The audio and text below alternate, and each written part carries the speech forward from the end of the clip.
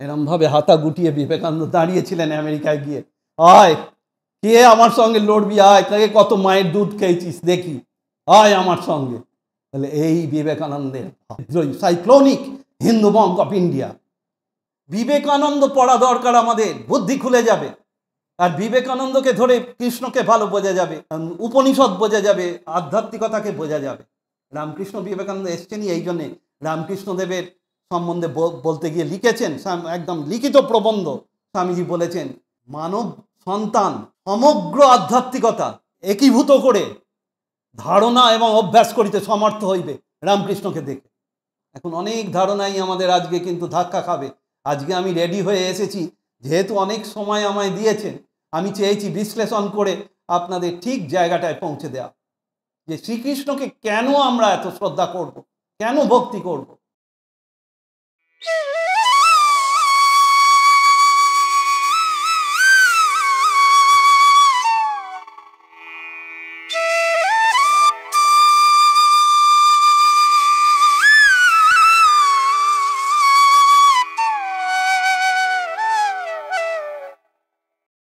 যার সম্বন্ধে বেদব্যাস বলেছেন এতে চাংসা অবতারা শ্রীকৃষ্ণস্তু ভগবান স্বয়ং।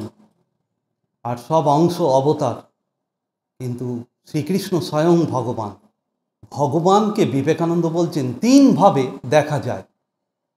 ব্যক্তি হিসেবে দেখা যায়, ভগবানকে শক্তি হিসেবে দেখা যায়, আর অতি উচ্চ স্তরের দুর্লভ কয়েকজন ভগবানকে ভগবান হিসেবেই দেখেন, ব্রহ্ম হিসেবে দেখেন, সচ্চিদানন্দ ঈশ্বর হিসেবে দেখেন। খুব দুর্লভ সেটি। এখন আমি চেষ্টা করব বলার যে এই ভগবানকে এই তিনটে ধাপে ভাগ করে আলোচনা। যেহেতু এখানে আমায় সময়টা অনেক দেয়া হয়েছে, আমাকে কাটোয়াতেও ডেকেছিল কিন্তু এত সময় পাইনি। ব্যক্তি হিসেবে শ্রীকৃষ্ণকে আমরা কিভাবে পাই? ছোট থেকেই তিনি কীরকম ছিলেন আমরা দেখতে পাই যে সাধারণ বালকদের মতোই তিনি খুব সরল কিন্তু বুদ্ধিমান, নির্ভীক, শান্ত, বাস্তব বোধ সম্পন্ন, বহু গুণ তার। ব্যক্তি হিসেবে এত মধুর তার চেহারা এবং মধুর ব্যবহার, শৈশব এবং বাল্যকাল থেকেই সকলের প্রিয়। তিনি তার বন্ধু বান্ধব বা পাড়া প্রতিবেশীর সঙ্গে খুব সুন্দর আচরণ করতেন, সকলের সঙ্গে মিশতেন, সকলে তাকে ভালোবাসত, সকলের কাছে যেতেন। খেলাধুলো এবং তার সঙ্গে দুরন্তপনা যেটা শৈশবে দেখা যায় সেটাও ছিল। বানরদের মাখন খাওয়াচ্ছে চুরি করে, নিজেরা খাচ্ছে, নিজে খাচ্ছে, বালক বন্ধুদের, রাখাল বালক বন্ধুদের খাওয়াচ্ছেন, এই সব যেমন করছেন। কিন্তু সাথে সাথে ভগবানের অবতারদের যেমন থাকে, আর উনি তো স্বয়ং ভগবান বলেছেন বেদব্যাস, সেটা হচ্ছে গরিবদের প্রতি ভালোবাসা, গরিব দুঃখী অসহায়দের প্রতি ভালোবাসা। এটা নাকি থাকবেই। স্বামীজি বলেছিলেন, him I call a mahatman whose heart beats for the poor, otherwise he is a duratman. তাকেই আমি মহাত্মা বলি, যার হৃদয় থেকে গরিবদের জন্য রক্তমক্ষণ হয়। এইবার আমরা দেখব কৃষ্ণের একটা অদ্ভুত ঘটনা। ছোট্ট ছেলে তখন 5 বছরের, বাড়িতে বসে আছে, বাবা মা দুজনেই সেই সময় বাড়িতে নেই। বেলা 11টা হবে, দুপুর রোদ্দুরে ওই গ্রামেরই এক ফলওয়েলি ফল বিক্রি করতে এসছে। ফল বিক্রি সেদিন হয়নি, সে খুব গরিব এবং ফল বিক্রি হয়নি বলে তার খুব কষ্ট। সে ওই কৃষ্ণের বাড়ির কাছে গিয়েই, ওই রকম নন্দরাজের বাড়ির কাছে গিয়েই বলছে, কে ফল নেবে নিয়ে যাও।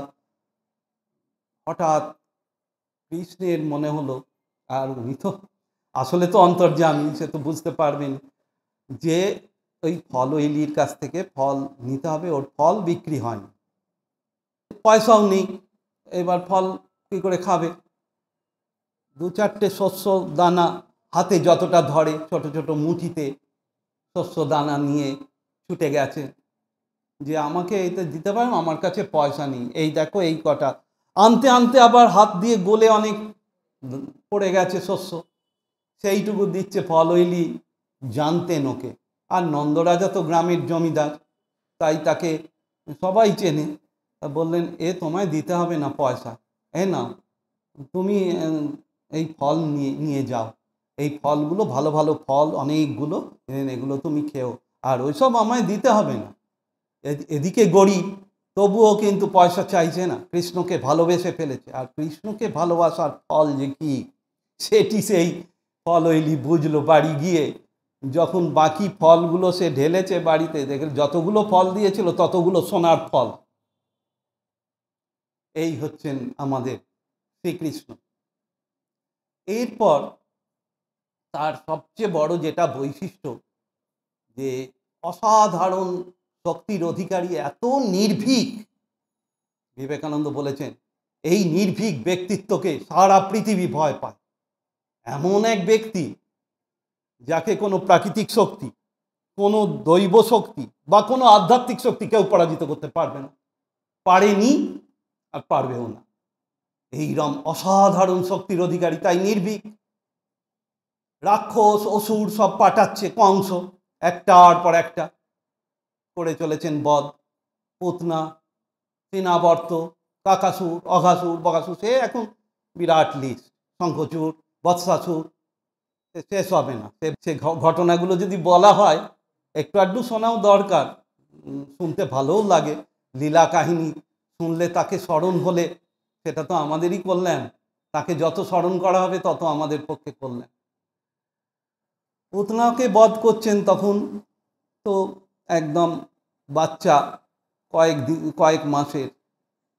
তখনই পুতনা রাক্ষসী তার রূপ বদলে এক সাধারণ নারীর রূপ ধরে এসে কৃষ্ণকে দোলনা থেকে তুলে নিয়ে চলে গেলেন। স্তনেতে বিষ মাখানো আছে, সেই স্তন্যপান করানোর জন্যে তাকে যেই কোলে তুলে নিলেন, ব্যাস কৃষ্ণ তো বুঝতে পেরেই একদম স্তন্যপান করতে করতে একদম তার বুকের প্রাণের রস টেনে তাকে হত্যা করলেন। এই বিশাল ওই রকম রাক্ষসী সে পড়ে আছে মরে। গ্রামের লোকেরা তো অবাক, যে কৃষ্ণ কি করে মারলো একে, কে জানে, কেউ দেখতে তো পায়নি, কি করে যে মেরেছে আর কি যে ব্যাপারটা হয়েছে কেউ টের পায়নি। তারপরে জন্ম থেকেই তো তিনি অলৌকিক শক্তি দেখাচ্ছেন, সেই শক্তি নিয়ে আমি আলোচনা পরে করবো। আরো শক্তিকে আমরা ভাগ করব তিনটে ভাগে, আদি ভৌতিক, আদি দৈবিক এবং আধ্যাত্মিক। তার উপরেও একটা আছে, সেটা কেবল ঈশ্বর বা অবতারদেরই থাকে। আধ্যাত্মিক শক্তি তো বড় যোগী সিদ্ধ পুরুষ তাদেরও থাকে, তারও উপরে একটা ব্যাপার আছে, সেটা আমি দেখি কতটা বলতে পারি। পুতনাকে এরম ভাবে মারলেন। কাকাসুরও এরকম তখন দোলনায় শুয়ে আছেন।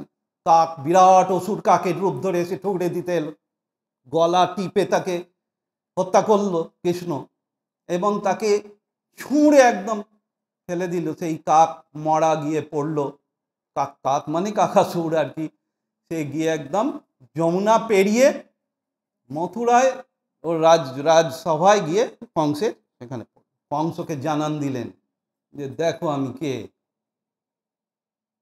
এরপরে এই রকম ঘটনা তো অনেক আছে।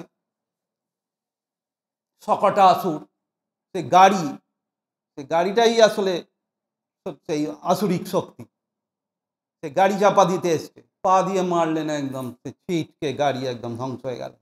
আর প্রতিটি ক্ষেত্রে দেখা যাচ্ছে যে এই সব ক্রিয়াগুলোর পেছনে কিন্তু একটা গভীর উদ্দেশ্য আছে। বেশিরভাগ ক্ষেত্রেই কেউ না কেউ মুক্তি লাভ করছে।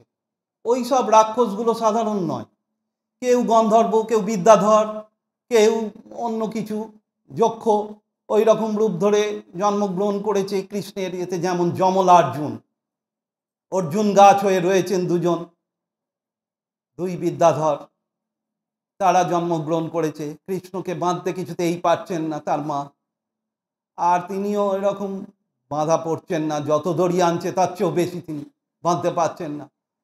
কিন্তু ওই অবস্থায় টলতে টলতে ওই দুটো অর্জুন গাছের মাঝখান দিয়ে উদুখল দিয়ে বেঁধে দিয়েছে, উদুখলটা টানতে টানতে নিয়ে চলেছেন।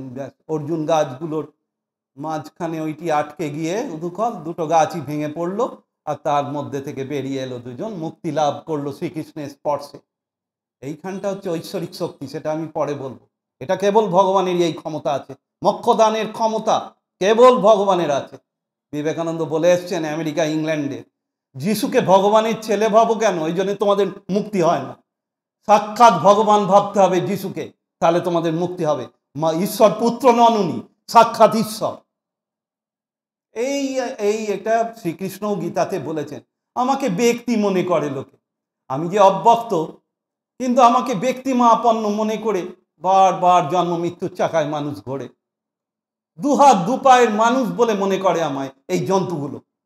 জন্তু টন্তু যা তা বলেছেন সাধারণ মানুষকে, আর সত্যিই তো তাই। খাওয়া দাওয়া, ঘুমানো, বংশ বিস্তারের বাইরে আর কতটুকু ভাবতে পারে মানুষ?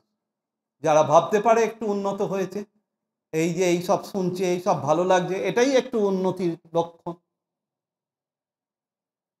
এখন এই শ্রীকৃষ্ণের এই নির্ভীকতা, যেখানে রাক্ষস, যেখানে ভয়ঙ্কর সাপ বা দাবানল, সেই সব কেউ গ্রাহ্য করছেন না, এগিয়ে যাচ্ছেন। আর একটা স্বভাব যে পরোপকার, স্বার্থ চেষ্টা এতটুকু নেই। রামকৃষ্ণদেব সম্পর্কে এই কথা লিখেছেন শারদানন্দ লীলা প্রসঙ্গে, যে স্বার্থ প্রচেষ্টা লেশ মাত্র ছিল না শ্রীরামকৃষ্ণের ছোট থেকে। আর বিবেকানন্দ রামকৃষ্ণদেব সম্পর্কে ক্যালিফোর্নিয়ায় সান ফ্রান্সিসকোতে লেকচারে কি বলেছেন শুনুন। বললেন, বিষয় ছিল কৃষ্ণ ও তার শিক্ষা। বললেন, শ্রীকৃষ্ণ তার জন্ম থেকে মৃত্যু পর্যন্ত একটা নিঃশ্বাসও নিজের জন্য ফেলেননি, সবটাই পরের জন্য। তাই জন্যেই একে বোঝা এত কঠিন। প্রত্যেকটি ঘটনা আমরা অ্যানালিসিস করে দেখাতে পারি, প্রত্যেকটি পরের জন্য। এখন ব্যক্তি হিসেবে কিরকম সরল ছিলেন, ছোটবেলা দেখলে তো সবাইকারই সরলতা, বড় বয়সে কিরম সরল, স্পষ্টবাদী এবং সরল। দুর্যোধনের এতে গেছেন বাড়িতে, আসলে গেছেন বিদুরের কাছে খাবেন বলে, কিন্তু দুর্যোধন বলেছে আমার কাছে খেয়ে যাও, সব সময় তুমি এসে বিদুরের কাছেই খাও কেন, আমার কাছে খাও, আমাকে কি তুমি শত্রু বলে মনে করো? এইসব দুর্যোধন এরকম কথা বলে চলেছে। তখন কৃষ্ণ বললেন, এত পেঁচিয়ে, উনি তো বিরাট কূটনীতিক শ্রীকৃষ্ণ, কিন্তু ওখানে সরলভাবেই বললেন, তুমি অধার্মিক তাই তোমার কাছে খাবো না, বিদুর ধার্মিক তাই ওর বাড়িতে খাবো, তুমি যতই আমাকে ভালো ভালো খাবারের লোভ দেখাও, আমি খাবো না, আমি ওই বিদুরের কাছে খুদ ভাতই খাবো। শুধু খুদ ভাতই নয়, ওখানে বিদুরের স্ত্রী তাকে কলার খোসা দিয়েছেন, কলাটা ফেলে দিয়ে খোসা দিচ্ছেন, বিদুরের স্ত্রীর খেয়াল নেই। এত ভালোবাসেন কৃষ্ণকে যে কি দিচ্ছেন তখন আর খেয়াল নেই, আর কৃষ্ণ সেই খোসাই খাচ্ছেন। পুষ্পং ফলং জলং তোয়ং, জানেন কি বলেছেন গীতাতে, পত্রং পুষ্পং ফলং তোয়ং, যে যা দেবে ভক্তি করে আমি তাই গ্রহণ করি। তা এইরকম সরল। আবার তিনি ভীষণ বাস্তব বোধ সম্পন্ন। কীরকম বাস্তব বোধ সম্পন্ন, এবং সেখানে নিজের অপমান সেটাও মেনে নিলেন। আক্রমণ করেছে কাল যবন এবং জরাসন্ধ, মথুরা আক্রমণ করেছে। উনি আগে আগে লড়াই করেছেন, কিন্তু সেভাবে দেখছেন অনেক নিরীহ লোক মরে, এরা ভয়ঙ্কর, তো জরাসন্ধের বিরাট ক্ষমতা। শ্রীকৃষ্ণ মথুরা ছেড়ে চলে গেলেন, দ্বারকায় চলে গেলেন, রণছোড়জি নাম হয়ে গেল। এটা তো অপমানকর। কৃষ্ণকে তো সবাই জানে অতুলনীয় বীর, তার সঙ্গে কেউই পারবে না, এটা সবাই জানে ভারতে তখন, কিন্তু ওইরকম ছেড়ে চলে গেলেন কেন? এইবার সবাইকার মন খারাপ হয়ে গেছে, সবাই ভেবেছে জরাসন্ধকে আর কাল যবনকে ভালো রকম শিক্ষা দেবেন, তা না দিয়ে এরম চলে গেলেন। বললেন কি, জানতে চাইলে বললেন মথুরার অনেক নিরীহ মানুষ মারা যেত, সিভিলিয়ান সব মারা যেত। এই সব যে যুদ্ধ হচ্ছে ইউক্রেন রাশিয়ার বা ইসরায়েল প্যালেস্টাইন, ওখানে অনেক তো নিরীহ সব মানুষ মরছে, শিশু মরছে, সেটা তিনি হতে দিলেন না। এটাও অদ্ভুত বিচার, নিজের ঘাড়ে দোষ দিয়ে নিলেন। গ্লোরিয়াস রিট্রিট আমরা বলতে পারি, এটা গৌরবময় পশ্চাৎ অপসরণ। কিন্তু কালযবনকে কি কায়দা করে মারলেন, সেখানে অসাধারণ বুদ্ধিমত্তার পরিচয়, শুধু বুদ্ধিমত্তা নয়, দৈব যে সত্তা, দৈব শক্তি, সেটারও পরিচয় পাওয়া গেল।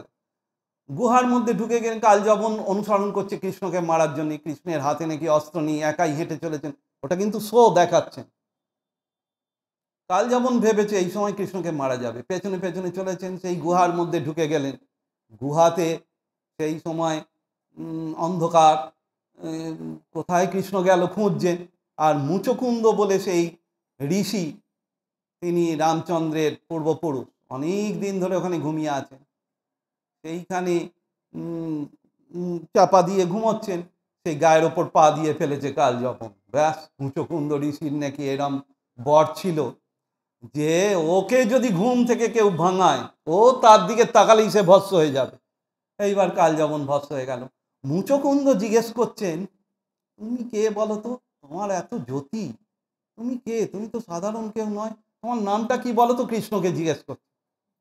কৃষ্ণ বললেন, নাম তো আমার অনেক, লোক এখন আমাকে এই নামের লোকে চেনে। এরম বলে ওর সঙ্গে বেশ রসিকতা করে কথা বলছেন। খুব রসিক ছিলেন, খুবই রসিক, আর সদা হাস্যময়।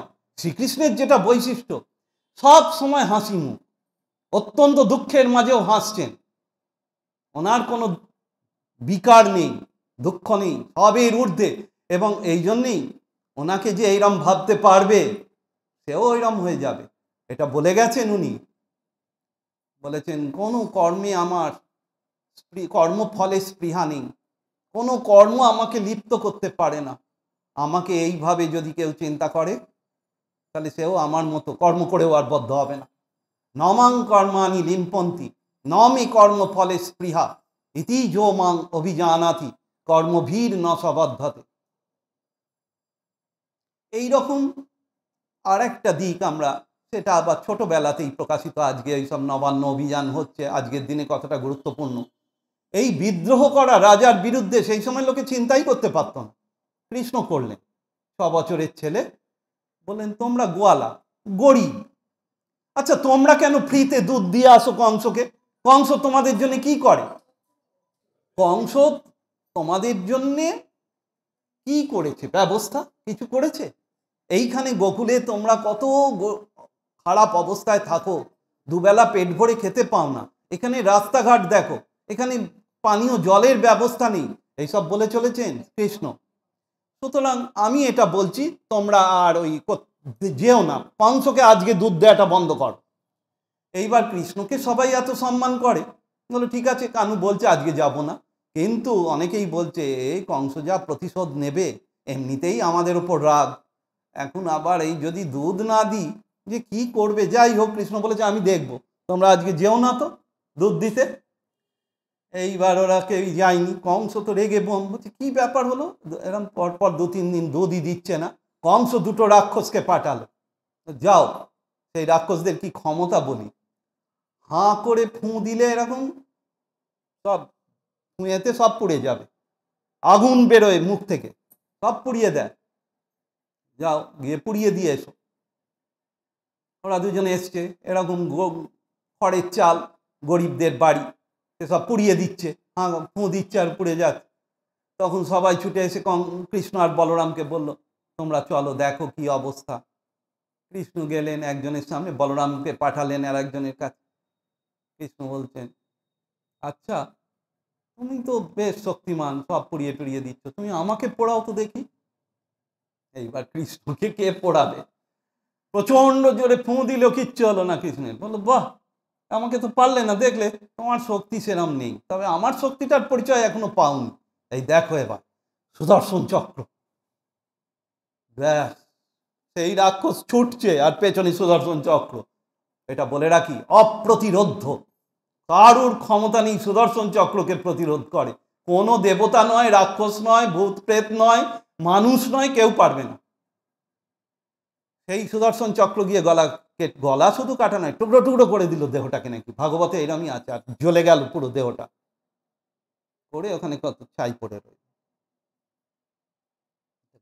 আর বলরাম তুলে আছাড় দিল আর একজনকে, ব্যাস, বলরামেরও তো এরকম শক্তি, তিনিও তো অবতার। শেষ দুজনে। আবার এই কৃষ্ণকেই আমরা দেখব যে 8 বছর বয়সে তার মধ্যে কি অপূর্ব প্রেমের প্রকাশ। অনেকে মনে করেন কংসকে বধের জন্য তিনি আবির্ভূত। ভাগবতে এই ধরনের কথা কিছু আছে যে দানবের অত্যাচারে সব একেবারে ধ্বংস হয়ে যাচ্ছে, পৃথিবী গাভীর রূপ ধরে ব্রহ্মার কাছে গেছেন, গিয়ে বলছেন এত অত্যাচার করছে সব রাজারা, দানব প্রকৃতির রাজা, আর তাদের প্রজারা একেবারে সর্বস্বান্ত হয়ে যাচ্ছে, এত অত্যাচার আমি সহ্য করতে পারছি না। গরুর রূপ ধরে পৃথিবী মাতা এই কথা বলেছেন ব্রহ্মাকে। ব্রহ্মা বললেন দাঁড়াও, আমি ভগবানকে জানাই। ধ্যানেতে জানালেন, ধ্যানেতে ভগবানের কাছে জানতে চাইলেন, বিষ্ণুর কাছে এর ব্যবস্থা কি হবে, এরম অবস্থা তো কাঁদছে পৃথিবী মাতা। বলেন কোনো চিন্তা করো না ব্রহ্মা, আমি শীঘ্রই আবির্ভূত হব নররূপ ধারণ করে দেবকী এবং বসুদেবের সন্তান হিসেবে, আর সব দেবতারাও আবির্ভূত হবেন। যোগমায়াকে আমি আদেশ করেছি, যোগমায়া আবির্ভূত হবেন, ওই নিয়ে ভেবো না, কিছুদিনের মধ্যেই সমস্যার সমাধান হবে। তা সেই এরকম আশ্বাস পেয়ে ফিরে এসেছেন পৃথিবী মাতা, পৃথিবীর দেবী। তারপরে আমরা ওটা জানি, ওই ঘটনা আর বলছি না, যে দেবকীর কোল আলো করে কারাগারের মধ্যে আবির্ভূত হলেন। আর কৃষ্ণ সেই সময়ই একটা দেখালেন খেলা, যেটা তার পরিচয় বহন করছে, যে কংসকে তিনি যেন একটা থ্রেট দিলেন সেই সময়, অষ্টম গর্ভের সন্তান তাকে মারবে, কিন্তু অষ্টম গর্ভের সন্তান জন্মগ্রহণ করেছে, কিন্তু রক্ষীরা সব ঘুমিয়ে পড়েছে, প্রচণ্ড ঝড় বৃষ্টি, আর কারাগারের গেট খুলে গেল। ভগবান শঙ্খচক্র গদা পদ্মধারী নারায়ণ ওই দেবকী আর বসুদেবের সামনে আবির্ভূত হয়ে বললেন যে আমাকে ওইখানে যমুনা পার করে গিয়ে ওইখানে রেখে এসো বৃন্দাবনে আর গোকুলে, আর ওইখান থেকে নিয়ে চলে এসো ওখানে যে জমিদারের নন্দরাজের মেয়ে হয়েছে সেই মেয়েটিকে নিয়ে চলে এসো। তখন বসুদেব বলছে আমি যাবো কি করে, আমি তো কারাগারে বন্দি। বললো দেখো আপনা থেকে শিকল খুলে গেল, কারাগারের দরজা বন্ধ খুলে গেল, আর ঝড় বৃষ্টির মধ্যে চলেছেন ওই বাচ্চা কৃষ্ণকে, সদ্যজাত কৃষ্ণকে নিয়ে, কিন্তু ওই যমুনা পার হতে কোনো অসুবিধা হলো না। যমুনার জল ভাগ হয়ে গেল, এক বিরাট সাপ, অনন্ত নাগ, অনন্ত ফনা তার, সে এইরম মাথায় এই বিস্তার করে, ফনা বিস্তার করে কৃষ্ণকে ঝড় বৃষ্টি বজ্রপাত থেকে রক্ষা করছে। তারপরে সেই মেয়েকে নিয়ে আসা হলো, সে তো যোগমায়া। যোগমায়া কাকে বলে? রামকৃষ্ণদেব বলেছেন চিৎ শক্তি। এক কথায় যোগমায়া মানে চিৎ শক্তি। চৈতন্য, আমরা ব্রহ্মকে চৈতন্য বলি, আর ব্রহ্মের যে শক্তি তাই হচ্ছে চিৎ শক্তি। আর এই চিৎ শক্তি আর চৈতন্যের কোনো পার্থক্য নেই। ব্রহ্ম কালী একাকার। রামপ্রসাদের গানে আছে, কালী ব্রহ্ম জেনে মর্ম, ধর্মাধর্ম সব ছেড়েছে। আর শ্রীরামকৃষ্ণ তো বারবার বলেছেন একই, কালী আর ব্রহ্ম এক। তারপরে ওই মেয়েটিকে নিয়ে আসা হলো, তাকেই তো কংস অষ্টম গর্ভের ভেবে আছাড় মারল ধরে। আর মহামায়াকে কি করে আছাড় মারবে? মহামায়ার ইচ্ছা হলে তবে তিনি মৃত্যুবরণ করেন। তাই জন্যে যেই মারা অষ্টভুজা বিরাট দুর্গা মূর্তি আকাশে আবির্ভূতা হলেন, বলেন আমাকে মেরে আর কি করবে, যে যে তোমায় মারবে সে গোকুলে বড় হচ্ছে। কংস তারপর থেকেই একে একে এরম রাক্ষস অসুর সব পাঠাচ্ছে, ওই বৈশী ছেলেদের সব হত্যা করতে চাইছে, কিন্তু বারবার কংসকে ব্যর্থ করে দিচ্ছে। এইবার আমি এই বলি যে বিবেকানন্দ বললেন যে একটা নিঃশ্বাসও নিজের জন্য ফেলেননি জন্ম থেকে মৃত্যু পর্যন্ত। এই কথার প্রমাণ যে শ্রীকৃষ্ণের যে প্রেম লীলা বা বীরত্ব, যে কোনো ক্ষেত্রে আমরা দেখব নিঃস্বার্থতা।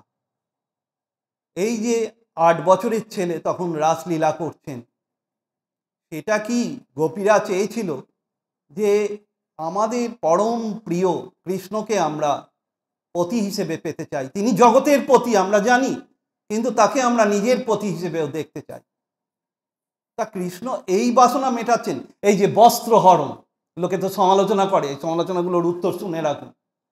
এই বস্ত্রহরণ কাদের করেছেন? ওই মেয়েগুলোর বয়স তখন 6, 7, 5 থেকে 8-এর মধ্যে,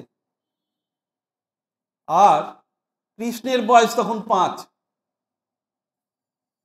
আর আরেকটা কথা, ওই মেয়েগুলো ওরা কিন্তু কাত্যায়নীর পুজো করেছিল। কাত্যায়নী হচ্ছেন দেবী দুর্গার এক রূপ, ষষ্ঠীর দিন পুজো হয় তার, দেবী কাত্যায়নী। একে ওই বৃন্দাবনের অধিষ্ঠাত্রী দেবী বলা হয়।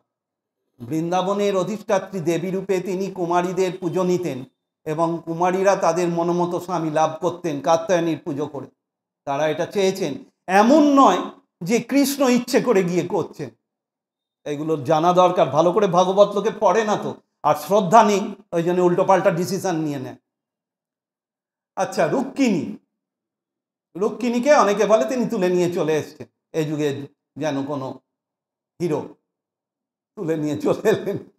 কি ওটা ভালো করে পড়ে দেখুক কি আছে। রুক্মিণী সঙ্গে বিবাহ দিতে চায় তার বাবা মা শিশুপালে, কিন্তু রুক্মিণী চান কৃষ্ণকে পতি হিসেবে। তখনকার দিনে ক্ষত্রিয়, উনি তো রাজার মেয়ে, ক্ষত্রিয় নারী সে যাকে পতি হিসেবে নিজে নির্বাচন করবে সে স্বয়ম্বর হতো, তাকে তার সঙ্গে বিয়ে দিতে হতো। সেক্ষেত্রে কিন্তু এই ক্ষত্রিয়দের প্রথা লঙ্ঘন করেছিল তার বাবা, মানে লঙ্ঘন করতে চাইছিল, পারেনি, কারণ রুক্মিণীর বিরাট জোর।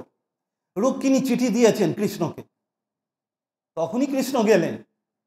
এমন যদি হতো যে রুক্মিণী শিশুপালকেই মেনে নিত, তাহলে কৃষ্ণ যেতেন না। এগুলো জানা দরকার। কৃষ্ণ মর্যাদা রক্ষা করছেন কৃষ্ণ রামচন্দ্রের মতোই। ক্ষত্রিয় নারীর যে মর্যাদা, তাকে সেই মর্যাদা দিতে হবে। দ্রৌপদীর বস্ত্রহরণের সময়ও মর্যাদা রক্ষা করেছেন দ্রৌপদীর।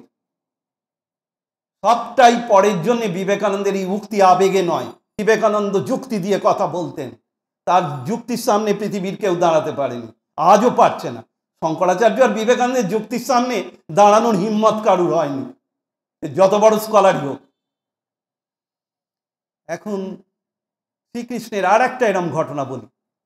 নরকাসুর বধ আসামে। আসামে একজন এরকম রাজা অত্যাচারী ছিল, সেও অসুর, নরকাসুর তার নাম। এখন ওই নামটা সিম্বলিক কিনা জানি না, ওরম কারুর নাম হয় বলে আমাদের জানা নেই। তা যাই হোক, এই নরকাসুরের অত্যাচার থেকে আসামবাসীকে রক্ষা করার জন্য কৃষ্ণ এসছেন, মারবেন বলে মেরেছেন, নরকাসুরকে হত্যা করলেন। এইবার নরকাসুরের 1600 স্ত্রী, 1600 স্ত্রী, তারা বলল কৃষ্ণ আমাদের সুইসাইড করতে হবে, আমাদের এখানে কোনো সম্মান নেই, আমাদের রাজা চলে গেছেন, আমরা বিধবা হয়ে গেছি, সমাজে আমাদের কোনো মর্যাদা নেই, আমাদের মরে যাওয়াই ভালো। কৃষ্ণ বললেন কোনো চিন্তা নেই, আমি তোমাদের স্ত্রীর মর্যাদা দেবো, আমি তোমাদের সকলকে বিবাহ করছি। এই প্রসঙ্গে একটা কথা বলি, বিবেকানন্দ বলেছেন হযরত মুহাম্মদ সম্পর্কে, শুনে রাখা ভালো, এটা এক্ষেত্রেও প্রযোজ্য হবে কথা। একজন এসে বলছে স্বামীজি হযরত মুহাম্মদ 93টা বিয়ে করেছিলেন, মানে তার মানে ক্যারেক্টারলেস হযরত মুহাম্মদ। বিবেকানন্দ বলে উঠলেন হযরত মুহাম্মদের মতো জ্যোতির্তনয় মহাপুরুষ 93টা বিয়ে করতে পারে, তোমার মতো দানবকে আমি একটা বিবাহ অনুমতি দেবো না। কি উত্তর! এইটা শ্রীকৃষ্ণের ক্ষেত্রেও প্রযোজ্য, যে তিনি পারেন, প্রত্যেককেই মর্যাদা দিচ্ছেন। রাসলীলা নিয়ে বলতে বলতে চলে এলাম, রাসলীলাটা আরেকটু আলোচনা দরকার। রাসলীলা সম্পর্কে অনেকে মনে করেন রাসলীলার ব্যাপারটা বুঝতে না পেরে কৃষ্ণের ওপর দোষারোপ করেন, তার চরিত্র নিয়ে কথা তোলেন, তারা জানে না। প্রথমত 8 বছর বয়স কৃষ্ণের, একটু আগেই বললাম। আর একটা কথা, এই রাস কোনো দৈহিক ব্যাপার নয়, এটা রামকৃষ্ণদেব বলেছেন বিজ্ঞানানন্দকে। বিজ্ঞানানন্দের রাস পূর্ণিমায় জন্ম। তিনি জিজ্ঞেস করেছিলেন, বিজ্ঞানানন্দ মানে বেলুড় মঠের যিনি আর্কিটেক্ট ইঞ্জিনিয়ার, রামকৃষ্ণদেবের সন্ন্যাসী শিষ্য, পেশন, স্বামীজি বলতেন পেশন। সেই বিজ্ঞানানন্দ রামকৃষ্ণদেবকে গিয়ে জিজ্ঞেস করেছেন যে এরম রাসের শ্রীকৃষ্ণের কি হয়েছিল। শ্রীরামকৃষ্ণ বললেন দেহের সব শক্তি এখানে উঠে গিয়ে সমাধিস্থ হয়ে শ্রীকৃষ্ণ বসেছিলেন এক জায়গায়, আর সূক্ষ্ম শরীরকে ভাগ করে দিয়েছিলেন গোপীদের মধ্যে। এ বোঝা কি সোজা ব্যাপার নাকি? এ কে বুঝবে? ওই জন্য বিবেকানন্দ বলেছিলেন ভাগবত যেন কোনো অব্রহ্মচারী স্পর্শ অব্দি না করে। 12 বছর ব্রহ্মচর্যের পর ভাগবত স্পর্শ করার অধিকার আসবে, নইলে ওই রকম সিদ্ধান্ত নেবে সে, নিজেরাও চরিত্রহীন, ওই ভগবানকেও তাই ভাবে। আর একটা কথা ভাগবতেই আছে, এই সব যারা প্রথমত অনেককে ফিরিয়ে দিয়েছেন শ্রীকৃষ্ণ, ওই সন্ধ্যায় বলেন তোমাদের বাড়িতে কর্তব্য করোগে, তোমাদের স্বামী আছে, পুত্র আছে, তাদের সেবা করোগে, এখানে হিংস্র জন্তু আছে, এই রাত্রির হয়ে যাচ্ছে, চলে যাও। অনেকে ফিরে গেছে, কিন্তু যারা ফিরল না, যারা এতখানি কৃষ্ণকে ভালোবাসে যে ফিরছে না, তাদের সঙ্গেই শ্রীকৃষ্ণের রাসলীলা হয়েছে। আর সেখানে একটা কথা লেখা আছে ভাগবতে, অনেকে এগুলো ওভারলুক করে যায়। লেখা আছে এদের স্বামীরা নাকি দেখছে প্রত্যেকে রাত্রে বাড়িতেই রয়েছে। অর্থাৎ শ্রীকৃষ্ণ শুধু সূক্ষ্ম শরীর দান করেছেন সকলকে, সকল গোপীদের মাঝে তিনি যেন অতগুলো কৃষ্ণ রূপে বিরাজ করছেন, এটা শুধু শ্রীকৃষ্ণের ক্ষেত্রে নয়, ওই গোপীরাও এরকম, ওদেরও সূক্ষ্ম শরীরে, সূক্ষ্ম শরীর বললেও ভুল হয়, আমি বলে রাখি। আমাকে এক সময় একজন জিজ্ঞেস করেছিল সূক্ষ্ম শরীরের ব্যাপারটা কিরকম। স্বপ্নে তুমি যেরকম দেখো, স্বপ্নেতে দেখো তো নিজেকে, ওটা তো স্থূল শরীর নয়, ওটা কি শরীর? সূক্ষ্ম শরীর। মৃত্যুর পরও এটা থাকে, সূক্ষ্ম শরীর। যদি মুক্তি লাভ না হয় ওটা থেকে যাবে, ওইটাই আবার আরো সূক্ষ্ম অবস্থায় চলে গিয়ে তারপর আবার ফরমেশন হবে, আবার সূক্ষ্ম শরীর, আবার স্থূল শরীর ধারণ করে জন্ম হয়। এই হচ্ছে রহস্য। তখন এই রকম লীলা করলেন। সেই লীলার ক্ষেত্রে একটা কথা এখানে বলে রাখি যে আমাদের এই বেদান্ত মতে শ্রীকৃষ্ণ আসলে বেদান্ত সিদ্ধান্ত, বেদান্তের এত বড় ব্যাখ্যাকর্তার জন্মায়নি বিবেকানন্দের মত। বেদান্তের শ্রেষ্ঠ ব্যাখ্যা গীতা, চিরকালের জন্য রচিত হয়েছে। আর বলেছেন যে মাথা থেকে এই গীতার উপদেশ বেরিয়েছে, এই মাথা মানব জাতি আর কখনো দেখবে না। কোনো মানুষের ব্রেন আর এত ডেভেলপড হবে না শ্রীকৃষ্ণের ব্রেন যতটা ডেভেলপ। একই সঙ্গে মস্তিষ্ক, হৃদয় এবং কর্মশক্তি, হস্ত, তিনটের অপূর্ব মিলন। হেড, হার্ট অ্যান্ড হ্যান্ড, যেটা বিবেকানন্দ বলতেন প্রকৃত মানুষের তিনটে দরকার একসঙ্গে। হ্যান্ড দরকার, হার্ট, হেড। আমরা দেখি ইন্টেলেকচুয়ালদের হেড আছে কিন্তু হৃদয় নেই, গরিবদের জন্য প্রাণ কাঁদে না। এত ডাক্তাররা আন্দোলন করছে, ঠিক আছে, অন্যায়ের বিরুদ্ধে আন্দোলন করছে, ভালো কথা, কিন্তু কত লোক গিয়ে ট্রিটমেন্ট পাচ্ছে না, এটা তো ঠিক নয়। এবং মূলত গরিব লোকেরাই যায় কিন্তু সরকারি হাসপাতালগুলো, তাদেরই কষ্টটা বেড়েছে আরো। এগুলো বোঝা দরকার, এগুলোকে মেনে নেওয়া যায় না। অন্যায়ের প্রতিবাদ করছে, খুব ভালো, করা দরকার আছে, কিন্তু ওইরকম কত জায়গায় হচ্ছে। আমাদের গ্রামে ওরম হয়েছে, সে 12 বছরের একটা মেয়ে, ওরম আসতো, খেপি বলতো লোকে, এসে একদম গরিব, খেতে পায় না, এসে হয়তো একটু চিড়ে ভাজা দিলাম, কি দিলাম, অনেক সময় 7-এ পড়তো, বই খাতা চাইতো, বই খাতা, তার ওইরকম মৃত্যু হয়েছে। এই যেমন কাদম্বিনী, কোনো কেস হলো না, কিচ্ছু না, গরিবের মেয়ে এরকম কত মোট। এগুলো বুঝতে হবে, সমান হতে হবে। বিবেকানন্দ বলেছেন শ্রীকৃষ্ণ নাকি সাম্যের অবতার।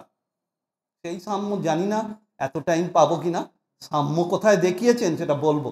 এই তো শ্রীদামের ভাগ্য ফিরিয়ে দিয়েছেন। এখন রাসলীলার আর একটা কথা, কৃষ্ণ প্রথমে বিকেলবেলায় যখন তাদের সঙ্গে ভ্রমণ করছেন, তখন তারা বলছে আমাদের মতো সৌভাগ্যবতী আর কে আছে, স্বয়ং জগতের প্রতি আমাদের সঙ্গে। এইরম ভাবার সঙ্গে সঙ্গে কৃষ্ণ ওখান থেকে মিলিয়ে গেলেন, অন্তর্হিত হলেন। দেখুন ভাগবতে আছে, মিলিয়ে গেলেন কেন না, এই অহংকার নিয়ে আমাকে এরা লাভ করতে পারে না, এই অভিমান অহংকার এদের ছাড়তে হবে।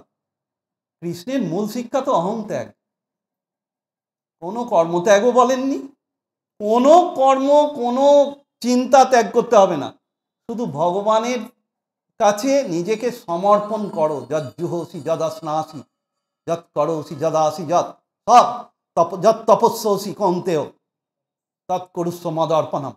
সব আমাকে দাও, যা খাচ্ছ, যা করছো, যা সব আমাকে অর্পণ করো। অহংভাব নিয়ে কর্ম করো না। অর্জুনকে তো তাই বলেছেন, পৃথিবীর সব মানুষকে হত্যা করলেও তোমার কোনো পাপ হবে না যদি তুমি নিজেকে আত্মা ভাবতে পারো। আর নিজেকে বডি ভেবে যদি লড়াই করো তাহলে তোমার পাপ হবে। কি অপূর্ব উপদেশ! এ আর গান্ধীজির উপদেশ নয়, সব ভুল পথে চালিত করেছেন দেশকে।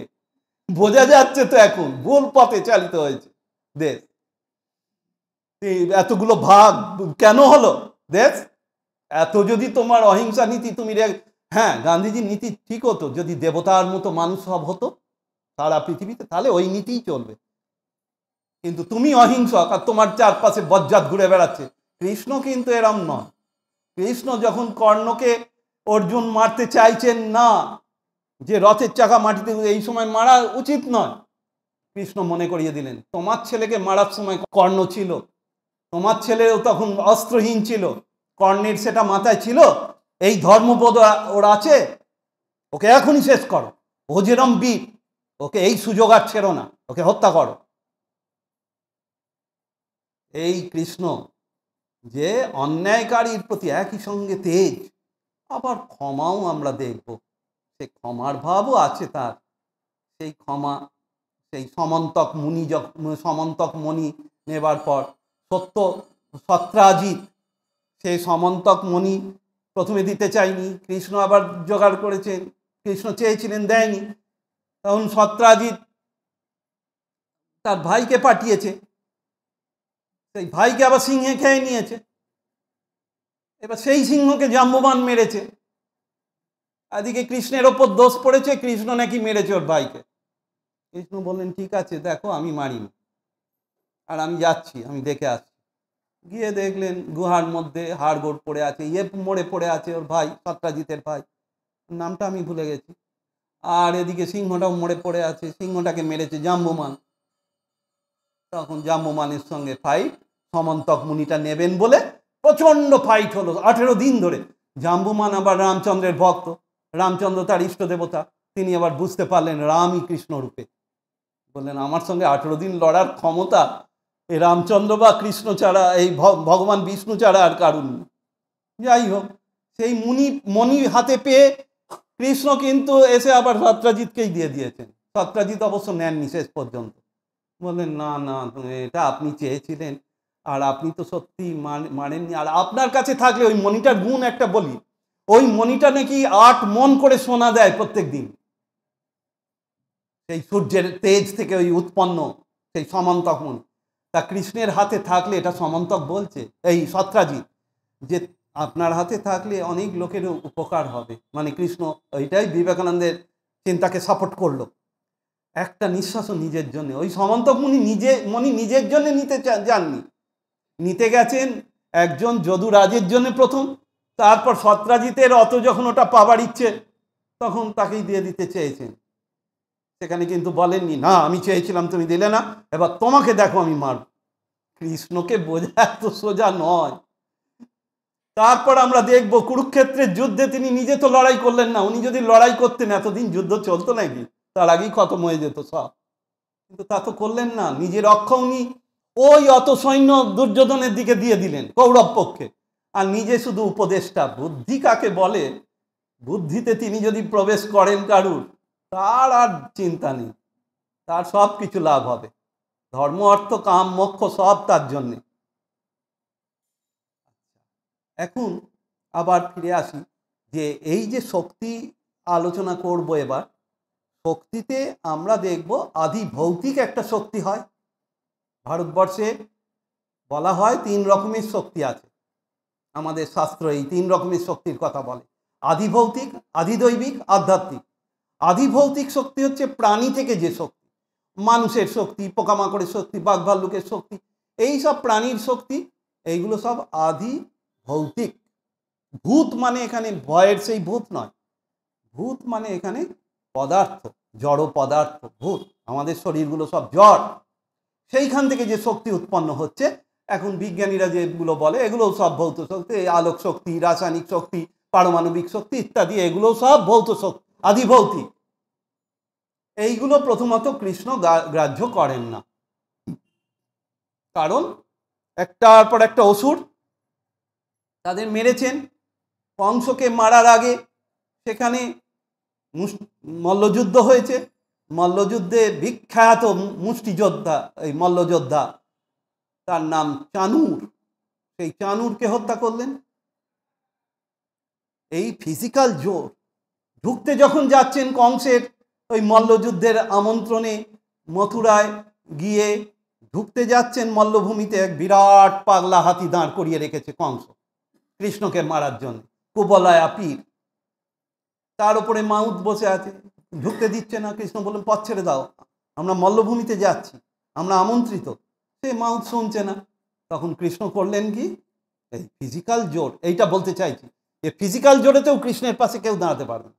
হাতি ওরম বিশাল পাহাড়ের মতো হাতি, পাগলা হাতি, তাকে সুর ধরে টেনে ঘুরিয়ে শূন্যে ছুঁড়ে দিলেন, সে পড়লো, পড়ে মরে গেল। হাতি মরাতে তার থেকে একটা দাঁত খুলে নিয়ে মুখ থেকে সেই বিরাট হাতির দাঁতটা দিয়ে প্রথমে মাউথটাকে মারলেন, মেরে সেই রক্ত মাখা দাঁতটা নিয়ে যখন ঢুকছেন কৃষ্ণ, সবাই দেখছে কি অপূর্ব রূপ, কি কোমল সুন্দর মূর্তি, অথচ কি বীরত্ব, একই সঙ্গে কি কন্ট্রাস্ট। এইরম বীরত্বের সঙ্গে এইরম কোমলতা এই কৃষ্ণের। এটা বিবেকানন্দ এক জায়গায় পয়েন্ট আউট করেছেন। এক আর্টিস্টকে নির্দেশ দিচ্ছেন শ্রীকৃষ্ণের ছবি আঁকার, বিবেকানন্দ বলেন কিরম জানিস, এই দেখ যদি আঁকতে পারিস বুঝে নে। চারটে ঘোড়াকে, ওই কুরুক্ষেত্রের যুদ্ধে চারটে ঘোড়াকে এক হাতে টেনে ধরে আছেন লাগাম, একটা ঘোড়াকে লোকে সামলাতে পারেন, চারটে ঘোড়াকে। সেই অবস্থায় হাসি হাসি মুখে এরম ঘুরে পৃথিবীর সবচেয়ে কঠিন ফিলোসফি বলছেন অর্জুনকে, আত্মতত্ত্ব বলে চলেছেন হাসতে হাসতে, মুখে কোনো বিকৃতি নেই যে এরম চল বসে গেছে, দাঁত বসে গেছে, এরম নয়, শিরা বেরিয়ে গেছে। একদিন ক্লাসে বলেছিলাম, তখন আমি বিদ্যা মন্দিরে MA-তে ক্লাস নিচ্ছিলাম ফিলোসফি, এই রামকৃষ্ণ মিশন বিদ্যা মন্দির। ওইখানে কতগুলো ছাত্র, একদিনকে এই কান্ট নিয়ে আলোচনা হচ্ছে, কান্ট, প্রসঙ্গক্রমে আইনস্টাইন, আবার প্রসঙ্গক্রমে শঙ্করাচার্য এসে গেল, বিবেকানন্দ এসে গেল। তোমাদের একটা কথা বলি, তোমরা পার্থক্য বুঝতে পারো? তোমরা তো তুলনা করছো, আইনস্টাইন, কান্ট, শঙ্করাচার্য, বিবেকানন্দ সব এক সারিতে বসিয়ে দিলে। এটা উদ্ধতর মতো একটা ছেলে বলে কি ভুল হচ্ছে, কি ভুল, মুখগুলোর দিকে তাকাও, কান্টের মুখটা দেখো, এইগুলো নেই, এরকম বসে গেছে। আইনস্টাইনের মুখটা দেখো, আর শঙ্করাচার্যের আর বিবেকানন্দের মুখ দেখো, সত্যকে লাভ করে কি হয় মুখটা দেখো, বুদ্ধদেবের মুখ দেখো, আনন্দে মগ্ন, কি সৌম্য, পরম সত্যকে জেনে এই হয়। আর এরা কি, এরা তো বিচার করে যতটা যাওয়া যায় গেছে, পায়নি, পরম সত্যকে পায়নি এরা, ওই জন্য মুখ চোখে এরম কর্কশ ভাব, সৌম্য কান্তি হয়ে যায় তার। যত আধ্যাত্মিক দিকে এগোয় তাকে দেখেই লোকের ভালো লাগে, হিরাম যেন একটা সৌম্য ভাব তার মধ্যে দিয়ে প্রকাশ পায়। সেইটা শ্রীকৃষ্ণের মধ্যে একটা যেন এমন গ্লো ছিল, ভাগবতে আছে, একটা যেন জ্যোতি, যদিও কালো ছিলেন, কিন্তু কালোর মধ্যে এমন সৌন্দর্য, এমন একটা জ্যোতি, সকলে আকৃষ্ট হতো। শ্রী চৈতন্য অবশ্য ফর্সা ছিলেন, আর ওইরম জ্যোতি, শ্রী চৈতন্য অবশ্য আরো সুন্দর, সবাই বলে, বৈষ্ণব শাস্ত্রে সেইরমই বলছে যে শ্রী চৈতন্যের চেয়ে বড় বেশি সুন্দর আর পৃথিবীতে কেউ হয়। যাই হোক, সে এখন তো আমরা তো দেখিনি, এবার মেনে নিতে হচ্ছে শাস্ত্রের কথা, পণ্ডিতদের কথা মেনে। এইগুলো ধ্যানের জন্য দরকারও হয়। ধ্যান করতে গেলে ব্যক্তিরূপেই তো প্রথমে ধ্যান করতে হবে, যত বড় ওস্তাদি সে হোক, প্রথমে কিন্তু ভগবানকে মানুষ ভেবেই মানুষকে এগোতে হয়। স্বামীজি খুব হাসাতেন, স্বামীজি বলেন একটা মহিষ যদি ভগবানের চিন্তা করে না, বিরাট একটা মহিষ ভাববে। আর বলেছেন একটা বেড়াল, সে যদি ভগবানের কথা ভাবে, একটা বড় বেড়াল ভাববে ভগবানকে।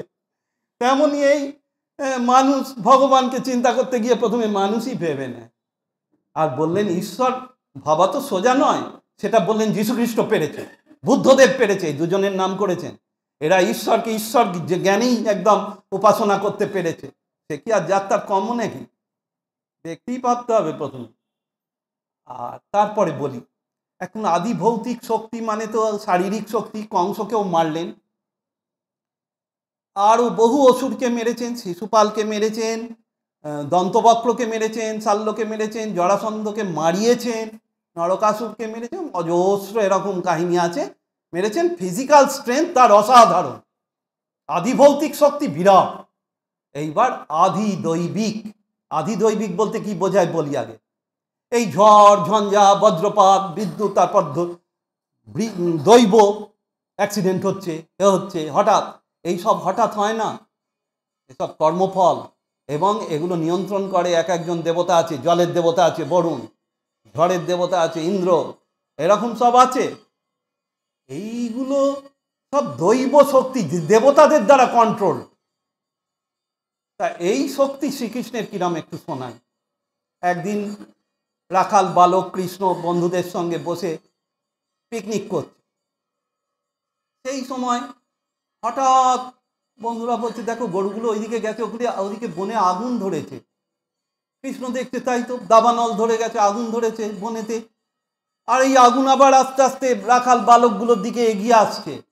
তখন রাখাল বালকগুলো বলল, কৃষ্ণ আমাদের বাঁচাও, দেখো এরম এগিয়ে আসছে, ওই আগুন আমাদের দিকে পুড়িয়ে মারবে, কৃষ্ণ তুমি কিছু করো। কৃষ্ণ বলেন, অন্যদিকে মুখ ফের, অন্যদিকে ফিরে থাক, চোখটা বন্ধ করে থাক, যা করার আমি করছি। হাঁ করে নাকি সব দাবানলে আগুনটা খেয়ে ফেললেন, যেরম হনুমান করেছিলেন, সূর্যটাকে গিলে ফেললেন। এই যে কি শক্তি! এ শক্তি আর আদি ভৌতিক টৌতিক নয়, আদি দৈবিক শক্তি। ইন্দ্রকে টাইট দিলেন, দেবরাজ ইন্দ্রকে শায়েস্তা করলেন।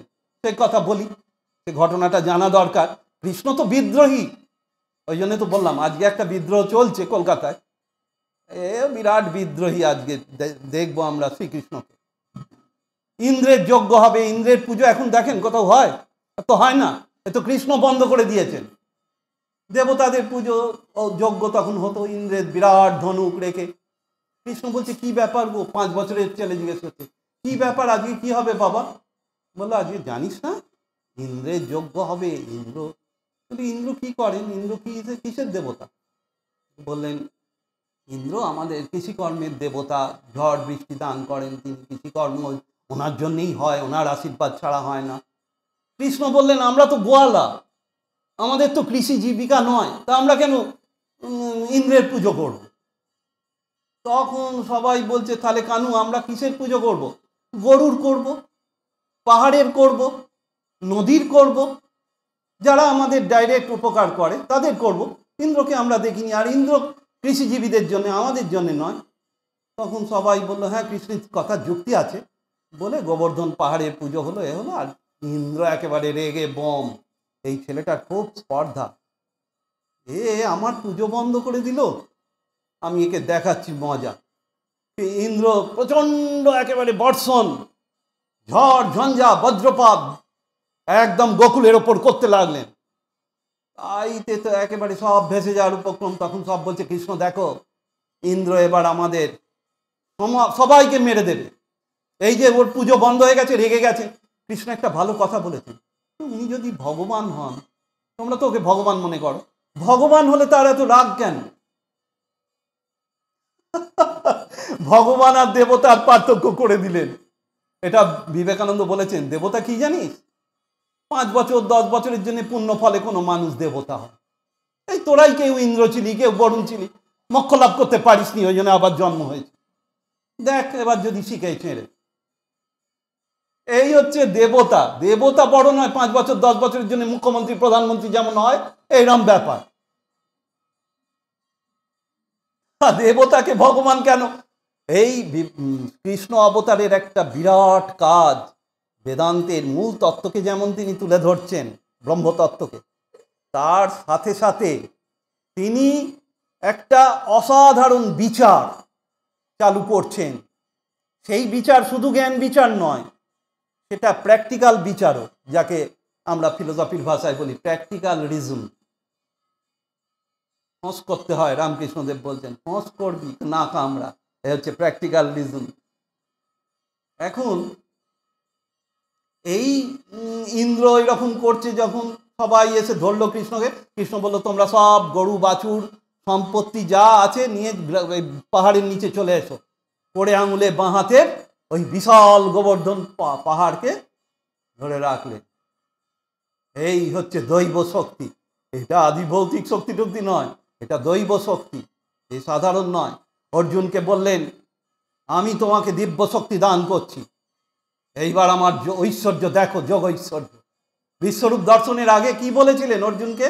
এই চোখে আমায় দেখতে পাবে না, আমার এই সব রূপ খুব দুর্লভ দেখা, দেবতারাও দেখতে চায়, তারাও পায় না, তবে তুমি পাবে, তুমি আমার প্রিয়, আমি তোমায় দিব্য দৃষ্টি দিচ্ছি, তুমি দেখো আমার ওই যোগ ঐশ্বর্য, বলে বিশ্বরূপ দেখালেন। তাহলে এইগুলো হচ্ছে দৈব শক্তি। ওই দ্রৌপদীকে কাপড় দিচ্ছেন মহাকাশ থেকে, দৈব শক্তি এটা। তবে এটা একটা কথা বলে রাখি, এই দৈব শক্তির জন্য তিনি ঈশ্বর নন। দৈব শক্তি অনেক সিদ্ধ পুরুষের থাকে, অনেক মুনি ঋষিদের এইসব শক্তি আছে, ছিল, এর জন্য তিনি ভগবান হতে পারেন না। ভগবান কেবল তিনি, একটু আগেই বললাম, যিনি মোক্ষ দান করতে পারেন, লোককে সমাধিস্থ করে দিতে পারেন। শ্রীরামকৃষ্ণ ছুঁয়ে দিচ্ছেন, সমাধি হয়ে যাচ্ছে, এইতে বোঝা গেল উনি ঈশ্বর। বলেছিল নরেনের এইরম হবে, নরেন এটা পারবে, ও ছুঁয়ে দিলেই লোকের সমাধি হয়ে যাবে। একটুখানি দেখিয়েছিলেন অবেদানন্দকে, টাচ করেছিল, সমাধি হয়ে গেল। এ সাধারণের কর্ম নয়, শঙ্করাচার্যের এরম ক্ষমতা ছিল। শঙ্করাচার্য 16 বছর বয়সে দেহত্যাগ করতে চাইলেন, বেদব্যাস বললেন সে কি, এত তাড়াতাড়ি কি যাবে, তুমি চলে গেলে অদ্বৈত তত্ত্বকে প্রচার করবে কেন? বলো আমার শিষ্যরা কম নাকি? বলো বুঝলাম, তোমার মতো যুক্তি তর্ক পাণ্ডিত্য এদের আছে, কিন্তু তোমার যে ক্ষমতা আছে এদের নেই। তুমি স্পর্শ মাত্রে অদ্বৈত অনুভূতি করিয়ে দিতে পারো, সেটা এরা পারে না, তাই তোমাকে এখনো 16 বছর বাঁচতে হবে। তাহলে আপনারা বুঝতে পারছেন পার্থক্যটা। দৈব শক্তি, আদি ভৌতিক শক্তি, আর আধ্যাত্মিক শক্তি, যা দিয়ে মানুষকে মুক্তি দেয়া যায়, ভগবানকে লাভ করিয়ে দেয়া যায়। আপনারা বলতে পারেন যদি কোনো গুরু পারেন, গুরু পারলে, কোনো গুরু যদি পারেন, তাহলে বুঝতে হবে তার মধ্যে ঈশ্বরের শক্তি কাজ করছে, যার জন্য শ্রীরামকৃষ্ণ বলেছিলেন সচ্চিদানন্দই গুরু, আর কেউ গুরু নয়। যদি কোনো মানুষের মধ্যে এই শক্তি এসে গিয়ে থাকে, বুঝতে হবে ভগবানই ওই মানুষের মধ্যে এই শক্তি এনে দিয়েছেন, এর দ্বারা তিনি ওর মাধ্যমে এই মুক্তি দান করছেন। এটা মনে রাখতে হবে। এখন এই শক্তি আরো কত ভাবে ভগবান শ্রীকৃষ্ণ দেখিয়েছেন। এখন ঈশ্বর বলবো আমরা তাকে কেন? কংসকে যখন মারছেন, তখন কংস কি বললেন, সেই তোমার শঙ্খচক্র গদা পদ্মধারী রূপ দেখাও। ব্যাস, সেই রূপ দেখতে দেখতে কংসের দেহ থেকে একটা জ্যোতি বেরিয়ে ঢুকে গেল। শিশুপালের মৃত্যুর সময় সুদর্শন চক্র দিয়ে শিশুপালকে মারলেন, শিশুপালের দেহ থেকে জ্যোতি এসে মিশে গেল। দন্তবক্রকে মারলেন, দন্তবক্র আর শিশুপাল এই দুজনে জয় বিজয় ছিল। একবার রাবণ কুম্ভকর্ণ, একবার হিরণ্যাক্ষ হিরণ্যকশিপু, আর একবার লাস্ট এই শিশুপাল আর দন্তবক্র। তখন দন্তবক্রের শরীর থেকেও এরকম জ্যোতি বেরিয়ে ঢুকে যাচ্ছে। এইটা কেবল ভগবানের পক্ষে সম্ভব। ভগবানের সঙ্গে মিশে যায় মানুষ, অবতারের মধ্যে সেই ভগবানের শক্তি থাকে। আর শ্রীকৃষ্ণকে তো ভগবানই বলেছেন বেদব্যাস। আর একটা এরকম ঘটনা বলি, মথুরায় যখন গেছেন, এই ক্ষমতাও কেবল ভগবানেরই থাকে। মথুরায় গিয়ে ঘুরে বেড়াচ্ছেন, একদিন দুদিন পরে মল্লযুদ্ধ হবে, ঘুরছেন, হঠাৎ একটা তাঁতি, তোমাদের কি সুন্দর দেখতে, কৃষ্ণ আর বলরামকে বলছে, তোমরা গ্রাম থেকে এসছো, তোমাদের বেশভূষাগুলো ভালো নয়, কিন্তু তোমাদের দেখতে এত সুন্দর, তোমাদের না আমি ভালো জামা কাপড় পরিয়ে দেবো, এসো। বলে তাঁতি যে এরম জামা কাপড় পরিয়ে দিল, আর কৃষ্ণের গায়ে স্পর্শ লেগেছে তো হাতে, ব্যাস। কৃষ্ণ বললেন তোমার আর দারিদ্র থাকবে না, আর মৃত্যুর পর পরম গতি লাভ করবে। কৃষ্ণকে সম্মান জানানোর ফল কৃষ্ণ দিয়ে দিলেন, পরম গতি লাভ করবে। শ্রীরামকৃষ্ণ যেরকম বলছেন, ভাগ্নে নরেন্দ্রনাথই তো চেয়েছিলেন, এ বলেছিল হৃদয়কে বললেন, যা তোর মুখ দর্শন করবো না, তুই একদম আমার সামনে আসবি না। ঠাকুর তো এরম ছিলেন। এখন আমরা যতই ঠাকুর ঠাকুর করি, সামনে গেলে হয়তো ভাগিয়ে দিতে। তারপরেতে তিনি তখন নরেন গিয়ে বললো, আপনার এত সেবা করেছে, তো নরেনের কাজ, এত সেবা করেছে, আপনি বলুন অন্তত মৃত্যুর সময় দেখা দেবেন। তাহলে নরেনের কিরম বিশ্বাসটা এটাও দেখা। তখন বলে, যা, নরেন যখন বলছে মরার সময় আমায় দেখতে পাবি, যা। আর যখন হৃদয় মারা যাচ্ছেন, দেখছেন ঠাকুর আসছেন নিতে, বলে ওই তো মামা আসছে। এইটা কেবল ভগবানের ক্ষমতা। অন্যগুলো অলৌকিক শক্তি দেখাচ্ছেন, বিশ্বরূপ দেখানো ভগবানের কাজ নয়। বিশ্বরূপটাও একটা দৈব শক্তি। এটা কোনো সিদ্ধ পুরুষ, প্রচন্ড ক্ষমতাশালী অষ্টৈশ্বর্য সম্পন্ন পুরুষ এটা দেখাতে পারে। হনুমান তো দেখাতেন। হনুমানের সিরিয়াল একটা হচ্ছে, দেখবেন, আমি কয়েকদিন দেখেছিলাম, দেখিয়েছে ওতে হনুমান বিশ্বরূপ ধারণ করছে। আমি শুনেছি একটা ঘটনা, আমি অবশ্য নিজে এতে নিজে আমি মানতে পারিনি, কিন্তু আমি শুনেছি চুঁচুড়ার এক বৃদ্ধ ভদ্রলোক, আজ থেকে 40-45 বছর আগের কথা, কামারপাড়ায় তার বাড়ি। তার নাম আমি ভুলে যাচ্ছি, এতখানি দাড়ি ছিল, বিরাট অরবিন্দের ভক্ত, শ্রী অরবিন্দের ভক্ত। উনি একটা কথা বলেছিলেন, তখন আমি খুব ছোট, কিন্তু কথাটা আমি শুনে খুব অবাক হয়ে গিয়েছিলাম, আর ছোটবেলা বলে বিশ্বাসও করেছিলাম। পরে আমি মানতে পারিনি, নিজের সাধনা অভিজ্ঞতায় যত এগোচ্ছি তত মনে হচ্ছে ভুল বলেছে। বললেন, জানেন, শ্রী অরবিন্দ যখন চুঁচুড়ায় এসেছিলেন, তখন এরম আমাদেরই এখানে একজন বললো, তিনি এখন আর নেই, তিনি এরম অরবিন্দের সঙ্গে তর্ক, বললো আমি কিন্তু প্রেজেন্ট সেখানে, তর্কটা হচ্ছে যখন, বললো আমি অরবিন্দের সামনে বসে আছি। বললো আমি তখন ছোট, যাই হোক, বললো অরবিন্দ ডাচ ভিলায় এসেছিলেন, মাঠের ধার ডাচ ভিলা, পুলিশ লাইনের, এই জ্যোতিষ ঘোষের সঙ্গে মিটিং, তো শূন্যে নাকি এসেছিলেন উঠতে উঠতে। চুঁচুড়া স্টেশনে নামার পর পুলিশ দাঁড়িয়ে আছে, অ্যারেস্ট করবে বলে অরবিন্দকে, শূন্যে চলে এলেন, বললো দেবদূতেরা নিয়ে এসছে আমার ডাচ ভিলা। অরবিন্দ বলেছিলেন জ্যোতিষ ঘোষ খণ্ডেশ্বরতলায় বাড়ি ছিল। আমি একবার ছোটবেলায় দেখতে গিয়েছিলাম জ্যোতিষ ঘোষকে, অত বড় বিপ্লবী বলে, তখন মৃত্যুর আগে। যাই হোক, এইবার বলি কথাটা। সেই ছেলেটা তর্ক করতে করতে বলেছে বিশ্বরূপ টিশ্বরূপ দেখানো এসব আজগুবি কথা। অরবিন্দ বলছেন, আজগুবি? কৃষ্ণের এইসব গীতার কথাগুলোকে তুমি মনে করো আজগুবি? কৃষ্ণ তো দূরের কথা, আমি তোমায় বিশ্বরূপ দেখাতে পারি, দেখবে? বলে বললো তার, বলে এমন মুখভঙ্গি হয়ে উঠলো অরবিন্দের নাকি। আর ওই ছেলেটা পরে বলেছে যে আমি দেখছি মুখটা নাকি আস্তে আস্তে বড় হয়ে যাচ্ছে অরবিন্দ, এটা বিভৎস রূপ ধারণ করছে। বলে এরম আমি দেখেছিলাম, দেখে বললো আমি ভয়েতে ছুটে চলে এসেছিলাম, তারপরে তো আর দেখি। যে সময়ের এই ঘটনাটা উনি বলেছেন, সেই সময় অরবিন্দ কিন্তু বিপ্লবী। তিনি যে পরম যোগী বা সিদ্ধ যোগী যদি আমরা বলি তাকে, সেটা কিন্তু পরে হয়েছেন, তারপরে দেখানোর ক্ষমতা হতেও পারে। অষ্টসিদ্ধি থাকলে এগুলো দেখাতে পারে মানুষ, তাহলে এর জন্যে ভগবান নয়।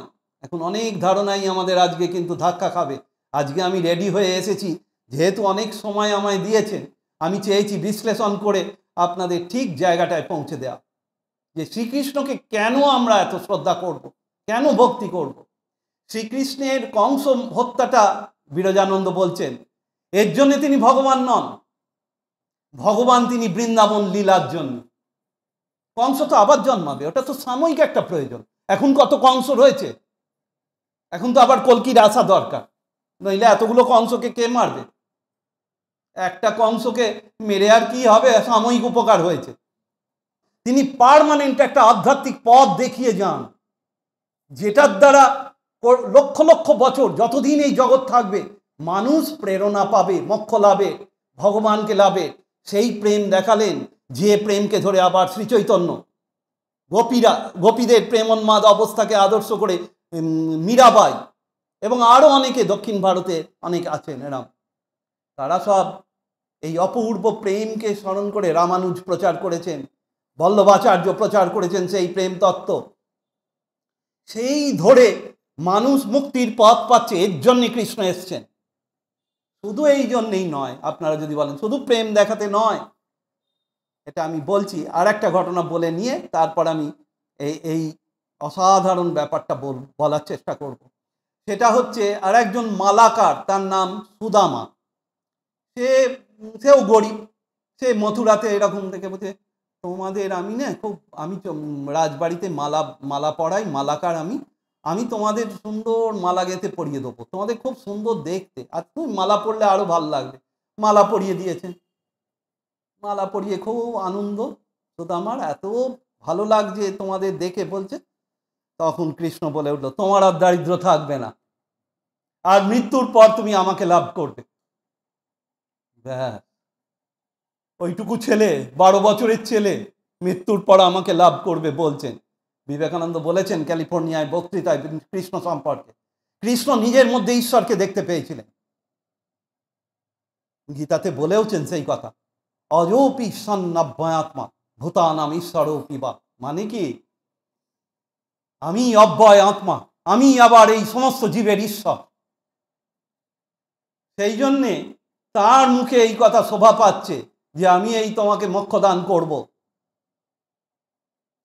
এখন আর একটা শক্তি যেটা আমাদের আলোচনা করা দরকার, যদিও এটা আসলে অনেকে বলবে আদি ভৌতিকেই পড়ে যাচ্ছে, বৌদ্ধিক শক্তি, মানসিক শক্তি, এটাও শ্রীকৃষ্ণের অসাধারণ।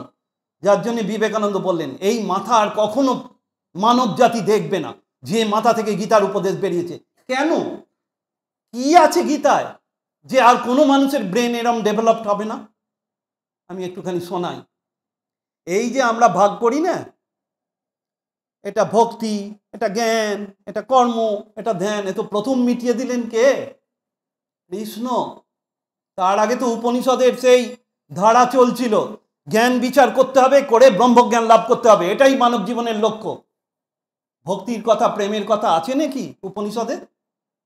যদিও রবীন্দ্রনাথ দাবি করেছেন, না থাকলেও উপনিষদ থেকে টেনে নাকি দেখানো যায়, সেটা ঠিক, টেনে দেখানো যাবে, তার থেকে প্রেম ভক্তি আসছে। ভক্তির কথা কেবল শ্বেতাশ্বতর উপনিষদে আছে, যস্য দেবে যথা ভক্তি যথা দেবে তথা গুরু। এই শ্বেতাশ্বতর উপনিষদ একদম লেটেস্ট উপনিষদে ভক্তির কথা একবারই আছে, আর কোথাও ভক্তির কথা নেই, জ্ঞানের কথা উপনিষদে। তাহলে শ্রীকৃষ্ণের কাজ কি? জ্ঞান ভক্তি দুটোকেই নিয়ে আসা, কর্ম এবং ধ্যান, এই চারটেকেই। কিরম বলেছেন, আমাকে শ্রীরামপুর কলেজে ডেকেছিল ফিলোসফি ডিপার্টমেন্ট, যোগের ওপর বলার জন্য, বেদান্ত যোগ। ওখানে আমি বললাম, শ্রীকৃষ্ণের কথা দিয়ে স্টার্ট করলাম। গীতাতে বলেছেন এই যোগ এবং কর্ম, যোগ ধ্যান আর কর্ম, এই দুটোই আসলে একই ফল দান করে। আর এই দুটোর মধ্যে পার্থক্য যারা দেখে তারা পণ্ডিত নয়, তারা বালক, মূর্খ।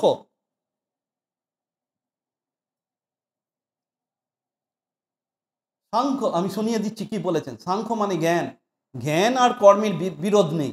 এতদিনে বিবেকানন্দ বললেন তো প্র্যাকটিক্যাল বেদান্ত, কৃষ্ণ আগেই বলে গেছে। এমনি এমনি বিবেকানন্দ বলেননি এই ব্রেন আর কেউ দেখবে না।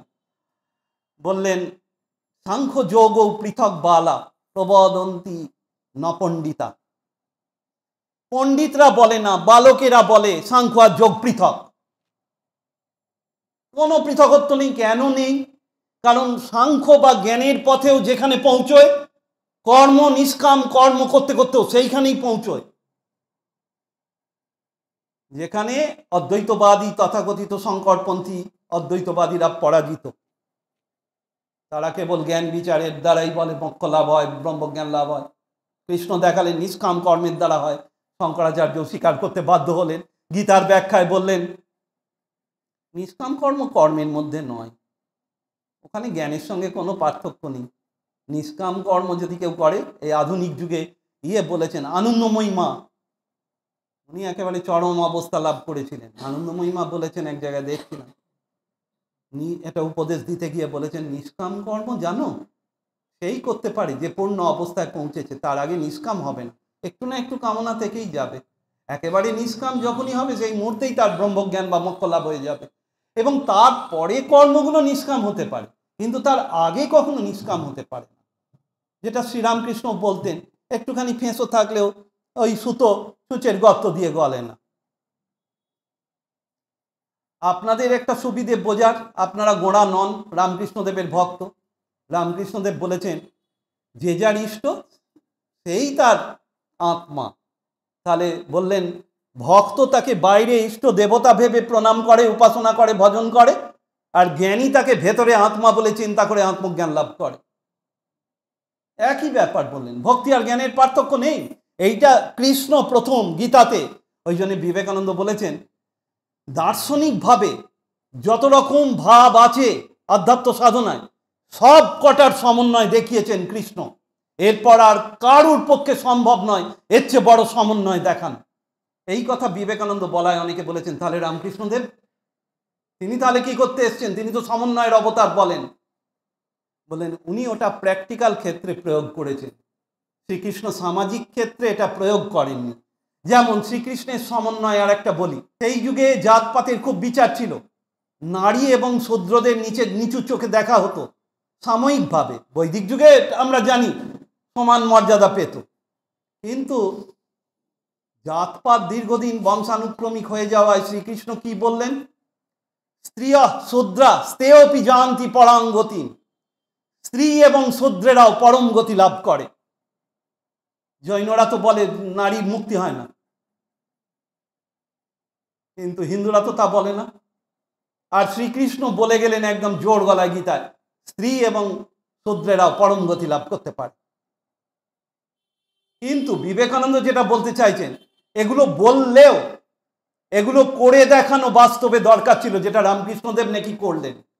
শূদ্রকে তিনি কোথাকার চাকর, বিহারের অজ লাক্তুরাম, সে হয়ে গেল ব্রহ্মজ্ঞানী মহাপুরুষ, অদ্ভুতানন্দ।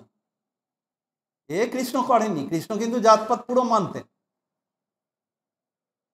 সবাইকার মোক্ষের দ্বার খুলে দিয়েছেন, এটা ঠিক, কিন্তু সামাজিক ক্ষেত্রে সমান অধিকার দান করতে চাননি।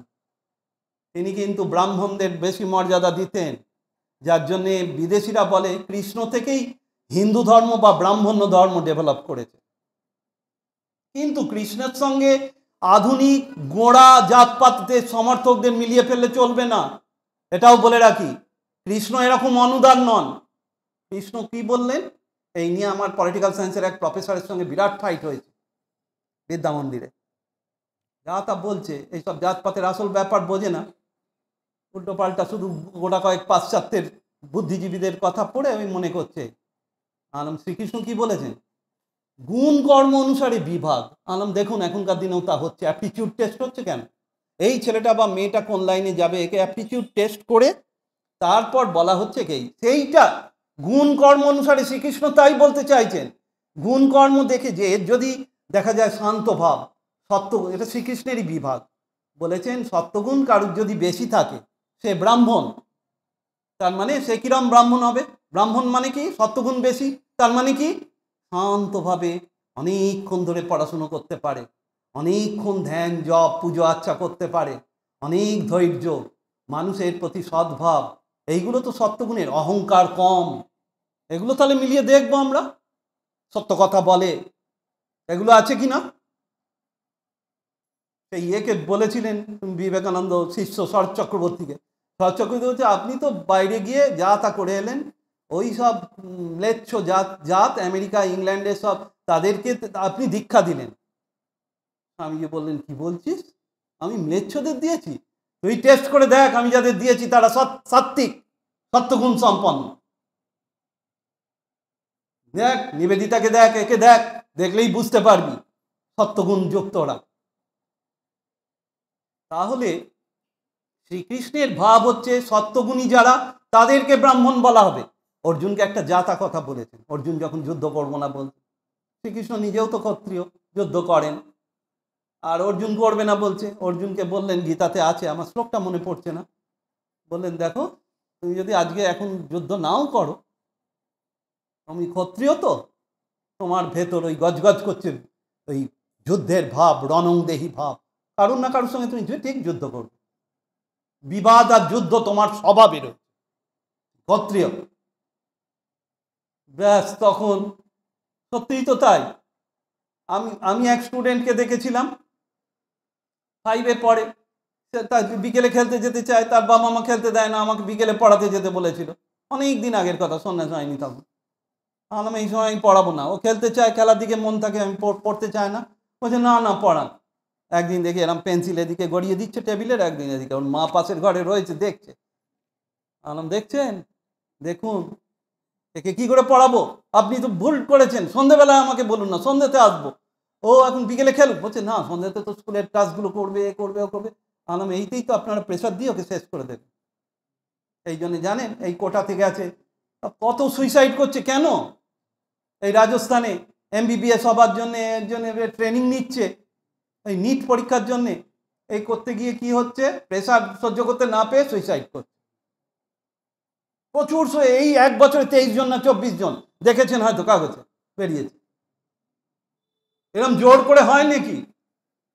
তাহলে শ্রীকৃষ্ণ যে গুণ আর কর্ম বলছেন, এটা ভুল নয়। আর একটা উদাহরণ দিয়েছি ওনাকে, সেটা আমাদের গুরুত্বপূর্ণ।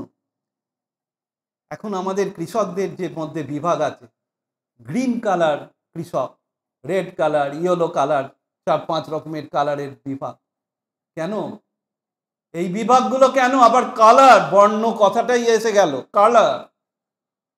যারা নাকি রিসার্চ করছে কৃষি নিয়ে, তারাও নাকি কৃষক কিন্তু শ্রমজীবী, কিন্তু গ্রিন কালার মানে হায়েস্ট। রিসার্চ করলে হায়েস্ট, তাহলে তো ব্রাহ্মণকেই সম্মান দিয়ে ফেললে। ব্রাহ্মণরা তো বুদ্ধিজীবী ছিল, ব্রাহ্মণ মানে তো বুদ্ধিজীবী, পড়াশুনোর জগতের লোক। তারা পড়াশুনো আর এইসব আধ্যাত্মিক বিষয়, তাহলে তাহলে তাহলে তো আর একভাবে বুদ্ধিজীবীরাই কদর পেয়ে যাচ্ছে। বলুন আছে কিনা? আর একটু কমিউনিস্ট মনোভাবের, কমিউনিস্ট মনোভাবের আপনারা সাম্য আনতে পেরেছেন কোথাও? পলিট ব্যুরোর যে সদস্য আর যে ঝান্ডা নিয়ে রাস্তায় যাচ্ছে, সমান মর্যাদা পেয়েছে? একদমই নয়। তা যদি পেত তাহলে কোথাও আর উল্টোতো না, কমিউনিস্ট দেশগুলো রাশিয়াতে এতে হতে উল্টে যেত না, ঠিকঠাক। এই বলাতে তো একেবারে চুপ। বিবেকানন্দ পড়া দরকার আমাদের, বুদ্ধি খুলে যাবে। আর বিবেকানন্দকে ধরে কৃষ্ণকে ভালো বোঝা যাবে, উপনিষদ বোঝা যাবে, আধ্যাত্মিকতাকে বোঝা যাবে। রামকৃষ্ণ বিবেকানন্দ এসছেনই এই জন্যে। রামকৃষ্ণদেবের সম্বন্ধে বলতে গিয়ে লিখেছেন, একদম লিখিত প্রবন্ধ। স্বামীজি বলেছেন, মানব সন্তান সমগ্র আধ্যাত্মিকতা একীভূত করে ধারণা এবং অভ্যাস করিতে সমর্থ হইবে রামকৃষ্ণকে দেখে। টোটাল আধ্যাত্মিকতাকে বুঝতে পারবে। এই গীতাও তাই, গীতাতে টোটাল আধ্যাত্মিকতা আছে। এটা শুধু আমাদের কথা নয়, দেশ বিদেশে গীতার চর্চা বাড়ছে। এখন এই যে কৃষ্ণের এত গুণ বা এত আমরা আলোচনা করছি, শক্তি, কিন্তু শ্রী চৈতন্য যেটা বলতেন, শক্তি বা ঐশ্বর্য নয়, তার মাধুর্যটা দেখতে হবে, মধুরতা।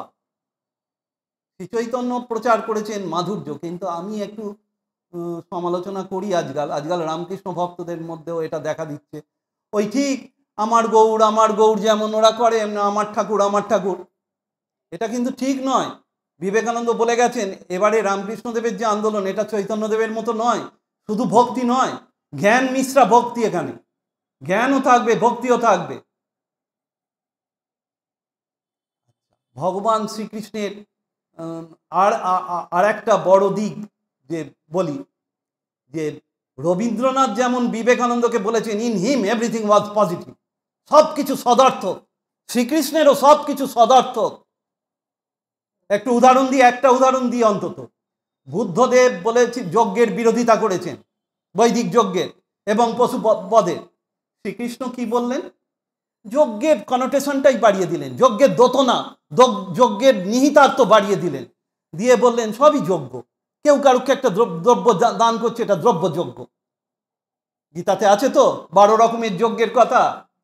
কি অসাধারণ ব্রেন! যে কোনো নেগেটিভ ভাব নেই। বিবেকানন্দ বলছেন কৃষ্ণ আমাদের বলেননি সংসার ত্যাগ করে চলে যাও, বলেছেন সংসারে থেকেও হবে, সংসার করো কিন্তু আমাতে মন রাখো। আমি শেষকালে শোনাবো ভাগবতে কৃষ্ণের মৃত্যুর আগের শেষ উপদেশ পড়ে শুনিয়ে দেবো একটা প্যারা, সেটা শেষকালে। আর একটু টাইম আমি নিচ্ছি, আর 10-15-20 মিনিট। আমি বুঝতে পারছি না, আপনাদের যদি খুব কষ্ট হয় আমি ছেড়ে দেবো। অনেক দিক মাল্টিফেসেটেড, মানে আমি খেই হারিয়ে ফেলি, আর খেই হারিয়ে ফেলে আর পড়তে ইচ্ছে হয় না। তখন মনে হয় ওনার ধ্যান করি, ওনার হাসি হাসি মুখটা শুধু চিন্তা করি, করে আনন্দ হয়। আর প্রত্যেক বছর একটা করে নতুন বাণী ভেসে আসে। এবারে এলো বাসুদেব সর্বমিতি স মহাত্মা সুদুর্লভ, এইটা প্রচার করতে এসেছেন শ্রীকৃষ্ণ। সবই বাসুদেব। এরম গোপীরা দেখেছিল, গোপীরা যখন দেখলো কৃষ্ণ চলে গেছেন ওদের ছেড়ে, বিরহ যন্ত্রণায় ছটফট করছে, তারপর নিজেদের মধ্যেই কৃষ্ণকে দেখছে। তারপর সর্বত্র কৃষ্ণ, জগৎময় কৃষ্ণ, যখন রাসলীলা হচ্ছে, ডানে কৃষ্ণ, বামে কৃষ্ণ, ঊর্ধ্বে কৃষ্ণ, অধদেশে কৃষ্ণ, কৃষ্ণময় এই জগৎ, জগৎ জীবন সব কৃষ্ণময়। তা এই হচ্ছে চূড়ান্ত অদ্বৈত। বেদান্ত সিদ্ধান্ত নৃত্যতি, বেদান্তের সিদ্ধান্ত যে ব্রহ্ম, সেই নির্গুণ ব্রহ্ম যেন রূপ ধারণ করে আকার ধারণ করে নাচছে। এখন যজ্ঞ যেমন অনেক ধরনের বললেন, আবার তার সাথে সাথে আধ্যাত্মিকতার চরম উদারতা দেখিয়েছেন, যেটা হিন্দু ধর্মের বৈশিষ্ট্য, যেখানে অন্য কোনো ধর্ম আর হিন্দু ধর্মের কাছে আসতে পারবে না। এই উদারতা, আধ্যাত্মিক উদারতার কারণ নেই। বিবেকানন্দ চিকাগো বক্তৃতায় বলে এলেন, আর সব ধর্ম একই জামা সবাইকে পরানোর চেষ্টা করে, আর যদি কারুর গায়ে না লাগে বলে ওই পড়তে হবে না, জামা না পরেই থাক। হিন্দু ধর্ম তা বলে না। হিন্দু ধর্ম বলে তোমার আকার দরকার, ঠিক আছে সাকার। তুমি নিরাকারের ভক্ত, ঠিক আছে নিরাকার ব্রহ্মের চিন্তা করো। তোমার কালী পছন্দ, শক্তি, ঠিক আছে। তোমার প্রেম সাধনা, ঠিক আছে কৃষ্ণ। এই হিন্দু ধর্ম, এ আর কারণ নেই কোনো ধর্মের। আর এইখানটাই হিন্দু ধর্মের বৈশিষ্ট্য, অন্য সব ধর্মের থেকে শ্রেষ্ঠ, আধ্যাত্মিকভাবে শ্রেষ্ঠ। সামাজিক দিকে অনেক দোষ আছে, ঠিক আছে, যেগুলো বুদ্ধিজীবীরা পয়েন্ট আউট করে, সে দোষ তো সব সমাজেই আছে। বিবেকানন্দকে যখন বলেছিল এই আমেরিকায়, আপনি তো খুব আপনার দেশের ধর্মের বড়াই করছেন, সতীদাহ কি হয়, অল্প বয়সী বিধবাদের ক্রন্দনে আকাশ বাতাস ভরে আছে, তাকে বলেছে একমাত্র বিবেকানন্দই এর উত্তর দিতে পেরেছেন। আর কে উত্তর দেবে এই উত্তর? ওই জন্য সুস্মিতা সেন বিশ্ব সুন্দরী বলেছেন, একজনের কেবল ক্ষমতা ছিল ওদের মুখের ওপর কথা বলার, বিবেকানন্দ। সতীদাহ বলছে লন্ডনে, সতীদাহের সমালোচনা করে বিবেকানন্দের সমালোচনা করছে। বিবেকানন্দ বলেন তোমাদেরটা কে বলবে? তোমাদের সমাজ কুরুপা মহিলাদের পুড়িয়ে মাত্র ডাইনি পোড়ানো, অসভ্য অ্যাংলো স্যাক্সন জাত তোমরা এই করেছো, তোমরা বড় বড় বিজ্ঞানীদের পুড়িয়ে মেরেছো, তোমরা এই সভ্যতার বড়াই করো। তখন ওরা বলেছে কোথায় ছিলে এতদিন, এইসব বড় বড় কথা আমরাই গেলাম, তারপর তো আসতে পেরেছো, আর ইংরেজিতে বলছো এইসব। স্বামীজি বললেন আগে আসবো কি করে, তোমরা তো গায়ে রং মেখে বাঁদরের মতো গাছে গাছে ঘুরে বেড়াতে, অসভ্য অ্যাংলো স্যাক্সন জাত।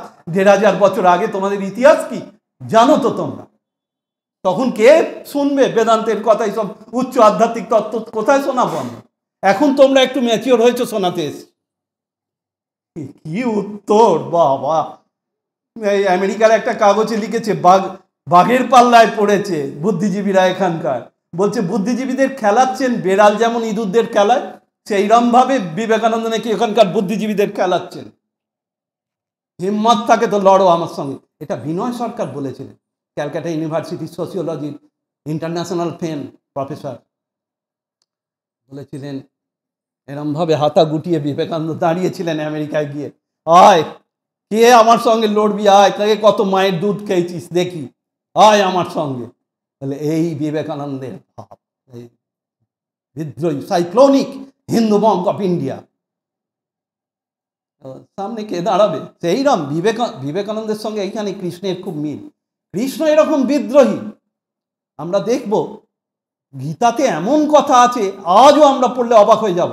বলেছেন যে নিজের জন্য শুধু অন্নপাক করে, সাম্যবাদী কৃষ্ণের কথা এটা, যে নিজের জন্য রোজ অন্নপাক করে সে জানে না কিছুটা করে পাপ খাচ্ছে রোজ।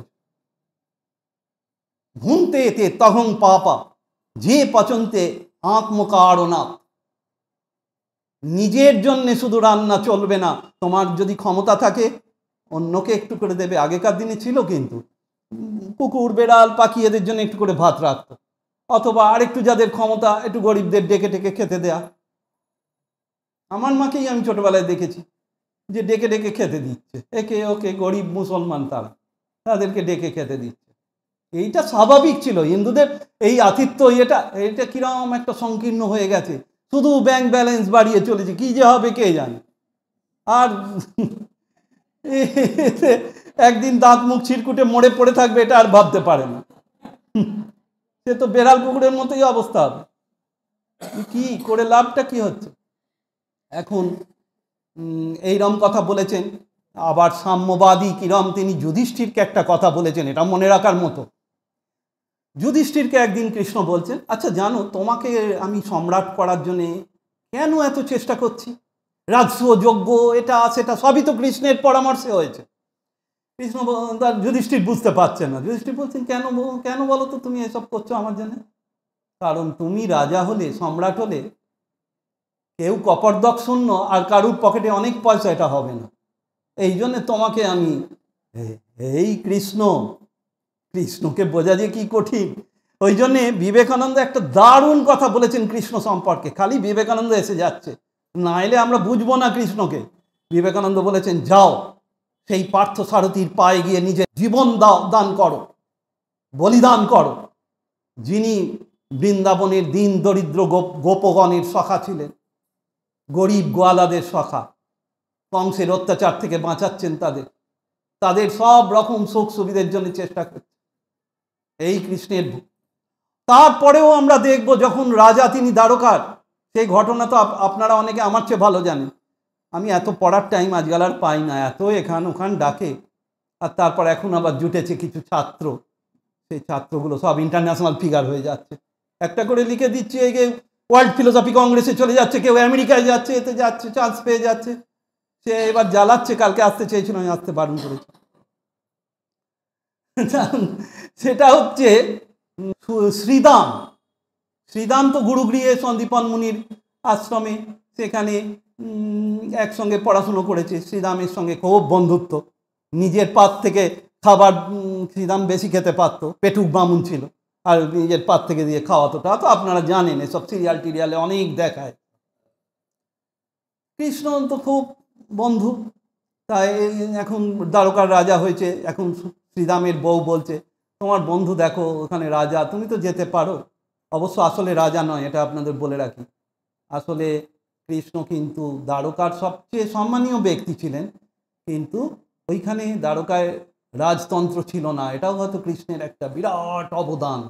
এটাকে পলিটিক্যাল সায়েন্সের ভাষায় বলে অলিগার্কি, মানে অভিজাত তন্ত্র। যারা বিদ্যায় বুদ্ধিতে উন্নত তাদেরকে নেতা করে তাদের আদেশ, কৃষ্ণ আর বলরামের আদেশেই সব চলত মূলত, যাদবরা। কিন্তু কৃষ্ণকে রাজার মতোই মর্যাদা সব দিত, বিরাট শক্তি, বিরাট পরিচয়। তা শ্রীদাম তখন বললো, হ্যাঁ ঠিক বলেছো, আমি একবার দ্বারকায় যাই, কৃষ্ণকে দেখতে তো যাব, পয়সার ধান্দায় যাব বলেনি কিন্তু শ্রীদাম। কতদিন দেখিনি, কত ভালোবাসার সম্বন্ধ আমাদের বলে। তখন ওর স্ত্রী করেছেন কি, একটুখানি চিঁড়ে ভাজা, বলছে যাচ্ছ বন্ধুকে কি দেবে, গরিব মানুষ, দুবেলা ভালো করে খাওয়া জোটে না, চিঁড়ে ভাজা কোচরে বেঁধে দিয়েছে, সেই নোংরা কাপড়, কতদিন ধরে গেছে, সেই দ্বারকায় গিয়ে পৌঁছেছে, পথে আবার পড়ে গেছে, হয়েছে, সেসব পড়লে খুব ভালো লাগে পড়তে এগুলো। ওই করতে করতে গিয়ে কৃষ্ণের কাছে হাজির। কৃষ্ণ তো দেখেই একেবারে সিংহাসন থেকে উঠে গিয়ে জড়িয়ে ধরে, এদিকে তার দারোয়ানরা ঢুকতে দিচ্ছিল না, কিন্তু কৃষ্ণ বলেন ছেড়ে দাও, ও আমার বন্ধু বলে জড়িয়ে ধরে একেবারে সোনার পালঙ্কে বসিয়ে হাওয়া করছেন, খাওয়াচ্ছেন, করছেন। আচ্ছা বন্ধু, তুমি আমার জন্য কি এনেছো, তুমি তো বলনি। তখন লজ্জায় সে এরম ঢাকছে কোঁচরটা, কৃষ্ণ এরম ধরে টেনে সেই চিঁড়ে ভাজা বার করে খাচ্ছেন। বললো, আহ কি মিষ্টি, কি স্বাদ, এত বলনি কেন তুমি, এত সুন্দর জিনিস এনে আমার লোকাচ্ছ। আর ও অবাক, শ্রীরামের চোখে জল, যে এত বড় রাজা হয়েও উনি কিরম একেবারে সেই বালকের মতো আছেন, আর এত রাজভোগের মধ্যে থাকেন, অথচ এই শুকনো চিড়ে ভাজা বাসি হয়ে গেছে এতদিনের, সেটাতে তিনি অমৃতের স্বাদ নিচ্ছেন তার থেকে। আর শ্রীরামও তো এত উন্নত কিছু চাইতে পারেননি, চলে চলে আসছেন। কৃষ্ণ তখন মনে মনে ভাবলেন ওর রাজপ্রাসাদ হয়ে যাক, ওর সমস্ত অভাব ঘুচে যাক, প্রচুর ধন সম্পত্তি হবে। এইবার শ্রীরাম বাড়িতে যখন ঢুকতে যাচ্ছেন, দেখছেন সেই বাড়ি মাটির বাড়ি, কুঁড়ে ঘর, নোংরা ঝোংরা, 3-4টে ছেলে মেয়ে হচ্ছিল, এইসব তো একেবারে চেনা যাচ্ছে না। দাস দাসী দাঁড়িয়ে আছে, তারা সব সুন্দর পোশাক পরে আছে। এইরকম কি করে হলো, তার স্ত্রীকেও চিনতে পারছেন না, এটা রাজরানীর মতো এসে দাঁড়িয়েছে। তখন শ্রীরাম বুঝলেন কৃষ্ণের কাজ, না চাইলেও উনি এই করেন। এই যে কৃষ্ণের যে ঈশ্বরত্ব এবং আধিদৈবিক সমস্ত শক্তির ওপর যে পরাক্রম, সেইটা ঐশ্বরিক শক্তির প্রকাশ ঘটেছে। আর একটা বড় ঘটনা আমি বাদ দিয়েছি, সেটাও ছোটবেলাকার। তখন কৃষ্ণ একদিন ওই বন্ধুদের কাছ থেকে তাদের খাওয়াগুলো নিয়ে এঁটো এঁটো জিনিস খাচ্ছে, নিজেরটাও দিচ্ছে তাদের। ও ছোটরা এরমই করে, ও এরম করছে। ব্রহ্মা ভাবছেন এইটা কি বিষ্ণু? হতেই পারে না, বিষ্ণু কত শুদ্ধ, ওইরকম এঁটো খাবে বন্ধুদের? যে নররূপ ধারণ করে, কৃষ্ণ আসলে নারায়ণ নয়, দাঁড়া টেস্ট করে দেখি বলে এসেছেন। ব্রহ্মা লুকিয়ে কিছু বাছুরকে একদম নির্জন জায়গায় নিয়ে গিয়ে আটকে রাখলেন। বাছুরগুলোকে দেখতে পাচ্ছেন, অনেকক্ষণ কোথায় গেল খোঁজ। কৃষ্ণ বলল দাঁড়াও আমি দেখে আসি। দেখে আসতে গিয়ে দেখছেন এবার বালক বন্ধুগুলো নেই, গোপাল বালক, রাখাল বালকগুলো সব অদৃশ্য।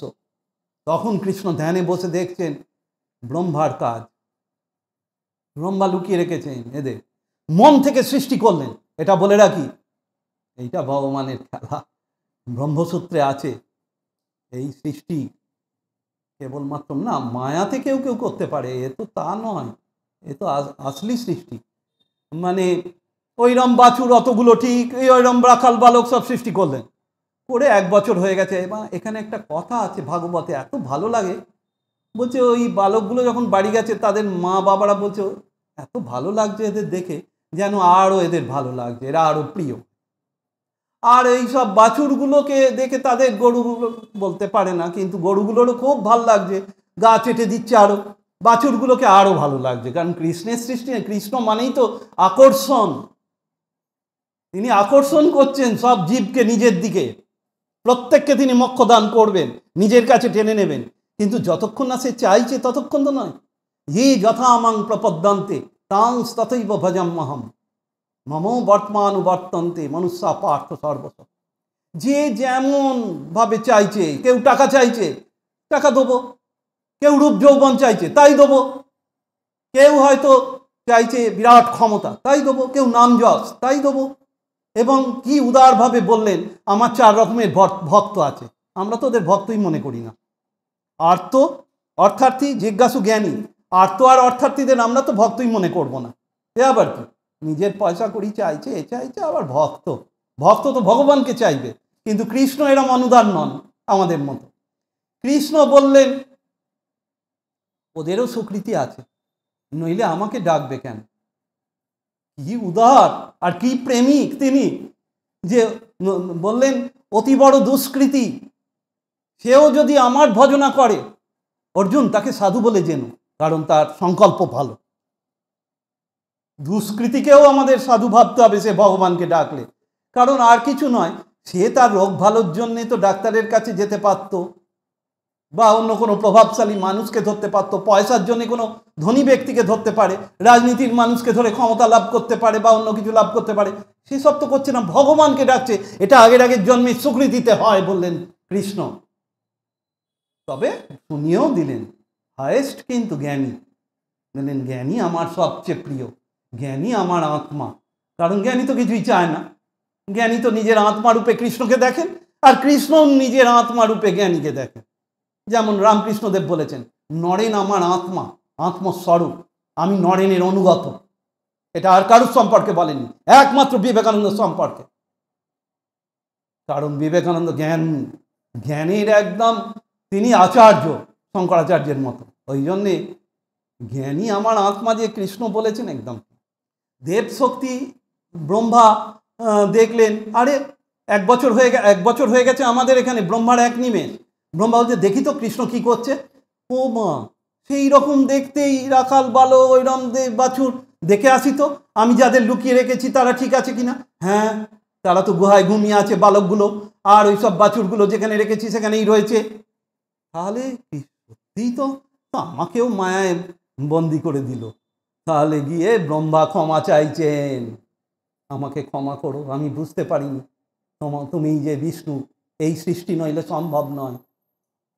তারপরেতে কৃষ্ণের ক্ষমতা কিরকম, সন্দীপন মুনির আশ্রমে আছেন, মাত্র 64 দিন ছিলেন। ওটাও গেছেন কেন না, না গেলে লোকে বলবে দেখো কৃষ্ণ তো পড়াশুনো করেনি, আমরা কেন করব, কারণ কৃষ্ণের দিকে সবাই তাকিয়ে থাকবে, শ্রেষ্ঠ ব্যক্তিরা যা করে অন্যরাও তাই করে। এইবার কৃষ্ণ তাই গেছেন সন্দীপন মুনির ইয়েতে, সবাইকার অনুরোধে 64 দিন ছিলেন। সন্দীপন মুনি বলছে কৃষ্ণ যে কেন এসছে কে জানে, সব প্রশ্নের উত্তর জানে, যা বলি সঙ্গে সঙ্গে উত্তর, ও কেন এসছে পড়তে কে জানে। এই সন্দীপন মুনি শেষকালে তো বুঝতে পেরেছে ভগবান, তখন বললেন ওর কাছ থেকে আমার একমাত্র ছেলে অনেক দিন আগে মারা গেছে, দেখি কৃষ্ণ যদি ভগবান হয় আমায় ওই ছেলেকে ফিরিয়ে দিতে পারবে। বলো কৃষ্ণ গুরুদক্ষিণা দিয়ে যেতে হবে। বলো কি গুরুদক্ষিণা আপনার? বলো আমার ছেলে অনেক দিন আগে মারা গেছে। বলো কোথায় মারা গেছে? বলো সমুদ্রে। বলো ঠিক আছে আমি যাচ্ছি। কৃষ্ণ গেছেন, সমুদ্রকে বলছেন, সমুদ্রের দেবতা হাজির হলো, কৃষ্ণের কাছে তো সবাই হাজির হয়ে গেল। কৃষ্ণ বললেন ওই ছেলে কি করে মরেছে? সন্দীপন মুনির ছেলে। বলে একটা বিরাট রাক্ষস ওই শাঁখের রূপ ধরে, পঞ্চজন শাঁখের নাম, গিলে গিলে খেয়েছে। বলো কোথায় রাক্ষসটা কোথায় আছে? বলো এখানে। গেলেন, রাক্ষসটাকে হত্যা করলেন, করে শাঁখটা নিয়ে নিলেন, কৃষ্ণের শাঁখের নাম পাঞ্চজন্য। রাক্ষস বলল আমাকে মেরে কি করবেন, আসলে ও তো অনেক দিন আগে মরে গেছে, আমি তো খেয়ে ফেলেছিলাম, আর ও এখন জমপুরীতে থাকে, যদি জমপুরীতেই থাকবে। কৃষ্ণ জমপুরী চলে গেলেন, সব এক তার কাছে, জমপুরী মর্তপুরী এইসব পুরী সব এক, পাতাল স্বর্গ মর্ত সব একাকার। যেটা বিবেকানন্দ বলে এসছেন লন্ডনে, এক জগৎ আছে, একটাই জীবন আছে, এক সত্য আছে, এক ঈশ্বর আছেন। কৃষ্ণ তাই দেখাচ্ছেন, এক জগৎ। জমপুরীতে গিয়ে যম বলছেন কৃষ্ণ এ তো মহা মুশকিল, ও তো কর্মফলেই এরম হয়েছে। বলে আমি জানি কর্মফলেই ও মৃত্যু হয়েছে, কিন্তু আমি বলছি আমার গুরুর দক্ষিণা দিতে হবে, তুমি ওকে ফিরিয়ে দাও, ওকে জীবন দান করো, আমার আদেশ। ব্যাস, যম আর কি করবে, কৃষ্ণের ওপর কে কথা বলবে। বিবেকানন্দ বলেছেন মানুষের আসল স্বরূপে কোনো বিধি নেই, কোনো নিষেধ নেই, সেইটা দেখাচ্ছেন কৃষ্ণ। তিনি অদ্বৈত ব্রহ্মতত্ত্বে প্রতিষ্ঠিত, আমি ব্রহ্ম, এই অবস্থায় বিচরণ করেন, তাই তার পক্ষে ওটা অসম্ভব নয়। ফিরিয়ে নিয়ে চলে এলেন। গুরু বললেন বুঝতে পেরেছি তুমি আসলে ভগবান, এই সম্ভব, কত বছর আগে মারা গেছে তাকে ফিরিয়ে। বিরাট আনন্দ হতে লাগলো। ওইরকম আর একবার করেছিলেন কৃষ্ণ, বাবাকে নাকি জলের দেবতা ধরে নিয়ে গেছে বরুণদেব, অনুচর পাঠিয়ে। কেন না, যমুনাতে স্নান করছিলেন, তখন সন্ধে হয়ে গেছে, রাত্রির হয়ে গেছে, রাত্রিরে স্নান করার নিয়ম নয় নদীতে। এইবার সবাই বলছে দেখো তোমার বাবাকে নিয়ে চলে গেছে। ও ঠিক আছে আমি যাচ্ছি। বরুণ লোকে চলে গেল, গিয়ে যেতেই কি বরুণ বিরাট সম্বর্ধনা কৃষ্ণকে। কৃষ্ণ বললেন আমার বাবাকে ধরে এনেছেন কেন? এরম করেছে। বলো যাই হোক, ওই ভুল করে ফেলেছে, ছেড়ে দিন। ব্যাস, বরুণ সঙ্গে সঙ্গে পাদ্য দিয়ে পুজো টুজো করে দিয়ে।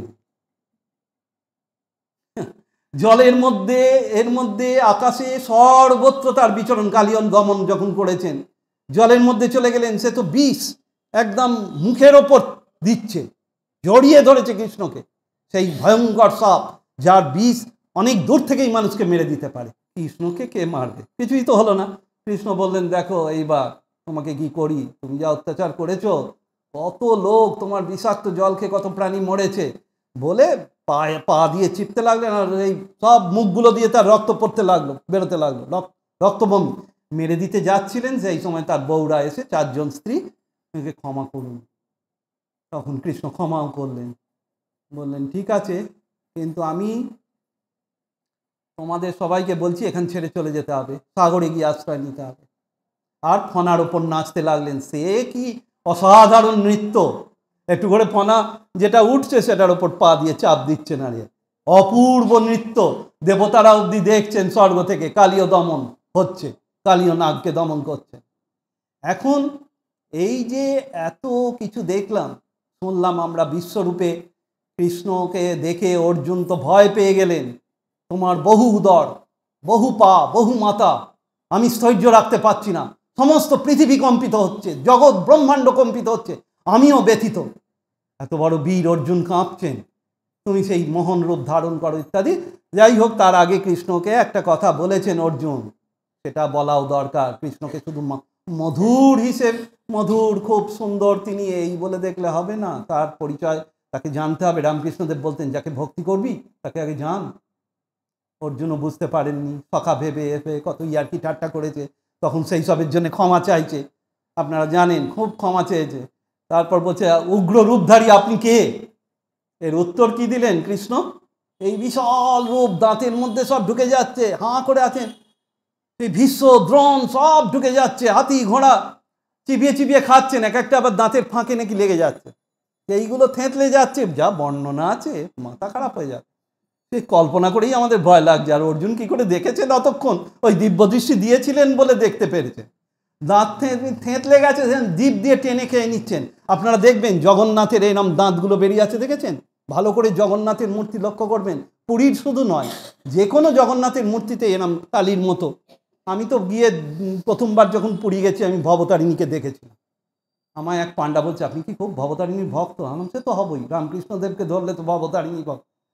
বলছে, ওই জন্যে যে যার ভক্ত না তাই দেখে। আমার কিন্তু যুক্তিও আছে। এই কালীর যেরকম কালো মুখ, হয়তো একই রকম লাল আর এরকম দাঁত বেরিয়ে আছে, একরকম একদম। কালী আর এই কৃষ্ণের কোনো পার্থক্য আমি বুঝতে পারছি না। কৃষ্ণ উত্তর দিলেন অর্জুনকে, উগ্র রূপধারী আপনি কে? বলেন, আমি অতি উৎকট কাল, এক্ষণে এই সমস্ত লোককে সংহার করার জন্য আমি এখানে আবির্ভূত। আমি উৎকট কাল। হাঁ করে আছেন, আর সব খেয়ে ফেলছে, কালীর মতোই। একবার দেখেছিল তো এরাম, সেই অনেকে বলে রাধা, রাধার নাম কোথাও নেই ভাগবতে, এসব ভুল। ওইসব গাল গল্প করে বেশ রং চং করে রোম্যান্টিক একটুখানি রং না দিতে পারলে লোকের ভালো লাগে না। ওখানে ওইরকম কথা নেই ভাগবতে, ভালো করে পড়বেন, হরিবংশেও নেই। এখন যাই হোক, সে যাই হোক, লোকের বিশ্বাস একটা আছে। বিশ্বাস হচ্ছে একটা শক্তি, এরম একটা কেউ সঙ্গে রয়েছেন, এরম একটা আছে, লাদিনী শক্তি একটা আছে, তিনি চৈতন্য সত্তা, তার শক্তি। এখন কৃষ্ণের কাছে রাত্রে যায় তার স্বামী আয়ান ঘোষ, সে সন্দেহ করেছে, সে তখন দেখতে গেছে রাত্রিরে, কোথায় যায়, দেখে রাধা বসে আছে কালীর কাছে, কৃষ্ণের কালী রূপ। সে তো দেখে অবাক আয়ান ঘোষ, কৃষ্ণ আর কালীর কোনো প্রভেদ নেই। কিন্তু দুঃখের বিষয়, গোঁড়া বৈষ্ণবগুলো বোঝে না। আমার এখানে শহর বলে অনেকে উন্নত শিক্ষিত, আমি তো গ্রামে থাকি। এইবার গ্রামেতে দেখি ওইরকম যেখানে হরিনাম হয়, সেখানে আমি বলছি কালী পুজো এখানে করতে হবে, একটা কালী পুজো করতে দিচ্ছে না। কালী পুজো করলেই বিরাট অপরাধ, বলো না এখানে হরিনাম হয়, এখানে জবা ফুল পড়বে না। আলাম, আপনাদের মতো মূর্খ আর বদমাই, সেই জন্য হিন্দু ধর্মের অগ্রগতি হচ্ছে না। এইরকম করে দিয়েছেন, ওই জন্য মুসলমানরা পেয়ে বসছে, খ্রিস্টানরা পেয়ে বসছে, ধর্মান্তরিত করছে, রাজ্য দখল করছে, এসব করছে। এই জন্যে আপনারা ঐক্যবদ্ধ নয়। এখন এই ঐক্যবদ্ধ হবার জন্য আমাদের কৃষ্ণের দিকে তাকাতে হবে। কৃষ্ণ ঐক্যবদ্ধ করেছেন জাতিকে, যার জন্য রবীন্দ্রনাথ জাতীয় সঙ্গীতে লিখেছেন, পতনভ্যুদয় বন্ধুর পন্থা, যুগ যুগ ধাবিত যাত্রী, তুমি চির সারথী, তব রথ চক্রে মুখরিত পথ দিন রাত্রি। এখানটা আর কেউ পড়ে না, পুরোটা কেউ পড়ে না জাতীয় সঙ্গীতের। কি আছে? বিবেকানন্দ এরম কথা লিখে গেছেন রবীন্দ্রনাথের আগে, সম্ভবত রবীন্দ্রনাথের দ্বারা প্রভাবিত। বিবেকানন্দ বলেছেন, আমাদের পার্থ সারথী, আমাদেরও সারথী হতে প্রস্তুত, আমাদের তৈরি হতে হবে। জাতীয় ঐক্য আনতে গেলে গান্ধী নয়, কৃষ্ণকে দরকার। সময় আসছে এই কথাগুলো বলার। এবার অনেকদিন বোকা বানানো হয়েছে, আর চলবে না। ভণ্ডামি করে কাটিয়েছে, সব হিপোক্রিসি। এখন আপনাদের এর জন্যে আমি উদ্ধবকে শেষ মৃত্যুর আগে, শ্রীকৃষ্ণের মৃত্যুর আগে 7 দিন আগে উদ্ধবকে শেষ উপদেশ, উদ্ধব চলে গেলেন তারপর বদ্রিকাশ্রমে তপস্যার জন্য। এই উপদেশগুলো এখানে বেশিরভাগই সংসারী মানুষ, তাদের শোনা দরকার। আমি এটা পড়ে শোনাচ্ছি। একটা প্যারা কি দুটো প্যারা পড়ব। একটা আমি আগেই বলছি, প্রকৃত সুখ কি? উদ্ধব জিজ্ঞেস করছেন। কৃষ্ণের শেষ উপদেশ বলে এটা গুরুত্বপূর্ণ, আপনারা মনোযোগ দিয়ে শুনুন। এটা প্রকৃত সুখ কি? শ্রীকৃষ্ণের উত্তর, সুখ এবং দুঃখকে অতিক্রম করাই প্রকৃত সুখ। একে বলে অ্যান্সার। গীতাতে এরকম কথা আছে তো, সুখ ও দুঃখে সমীকৃত্বা লাভা লাভ জয়া জয়। প্রকৃত সুখ আধ্যাত্মিক সুখ। এই সুখ তো কয়েক মিনিটের, এ তো যায় আর আসে। এই সুখে মানুষ তৃপ্ত হয় না।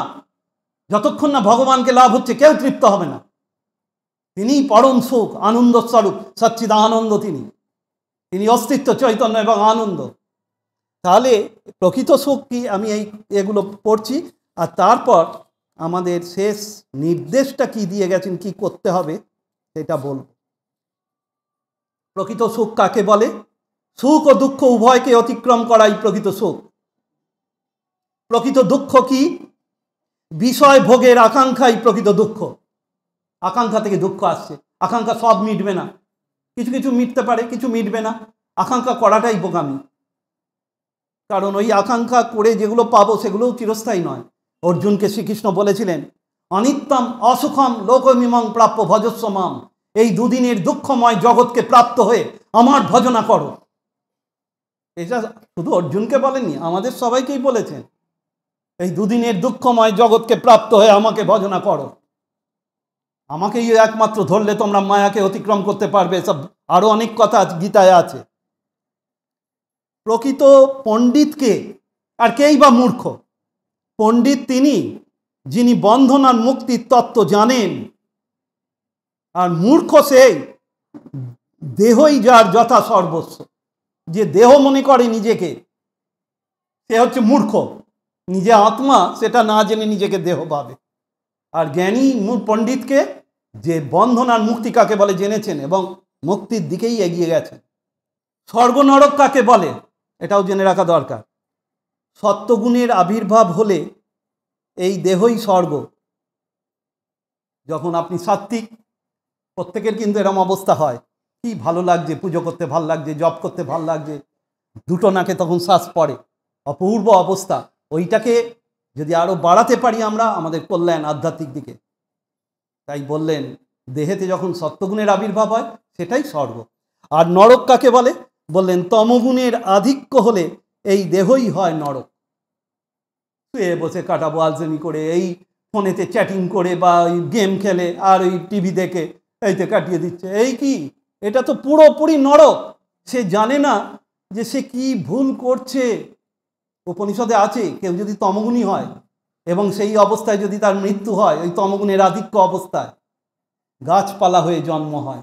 কারণ গাছপালা মুভ করে না। তোমার তো মুভ করতে ভাল লাগতো না, পেটে ক্রমশ চর্বি জমছে, ওবেসিটি এসে যাচ্ছে, আর ওইরকম বসে বসে খালি চ্যাট করছো, এ করছো, রান্নার লোক আছে, খাবার লোক আছে, ঘর ঝাঁটের লোক আছে, থাকো।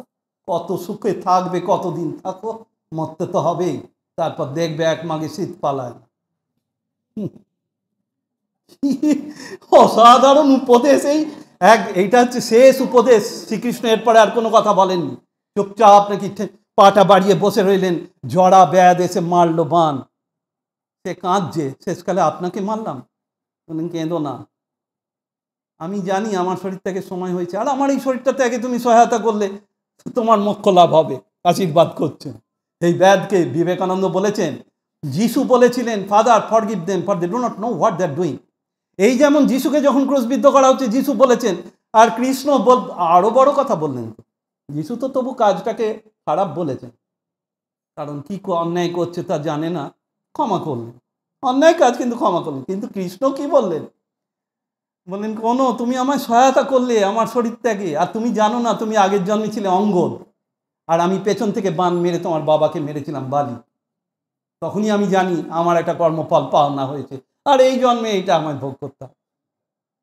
তাহলে ভগবানও কর্মফলের বাইরে যাচ্ছেন না। তবে হ্যাঁ, বলে রাখি, সাধারণের মরতে ভয়, তার তো আর ভয় নেই। সিদ্ধ পুরুষ, আত্মজ্ঞানী যারা, ব্রহ্মজ্ঞানী, আর ইনি তো স্বয়ং ভগবান, এরা মরতে ভয় পায় না। স্বামীজি বললেন, ভয় কাহাকে ভয়, আমি প্রকৃতির নিয়ম পর্যন্ত গ্রাহ্য করি না, মৃত্যু আমার কাছে উপহাসের বস্তু, কারণ আমি দেহ নই। এটা যিনি উপলব্ধি করেছেন তারা ভয় কি, আমাদের দেশের অনেক বিপ্লবী এটা পেরেছে। এই আমি বলি প্রায় কানাইলাল দত্তের কথা, চন্দননগরে, তিনি তো তার আনন্দে ওজন বেড়ে গিয়েছিল 16 পাউন্ড, পৃথিবীর ইতিহাসে নেই রেকর্ড। তারপর বলছেন বন্ধুকে, এই উদ্ধব জিজ্ঞেস করছেন কৃষ্ণকে, বন্ধুকে? বললেন, কৃষ্ণ বললেন, ভগবান বা গুরুই বন্ধু, আর কেউ বন্ধু নয়।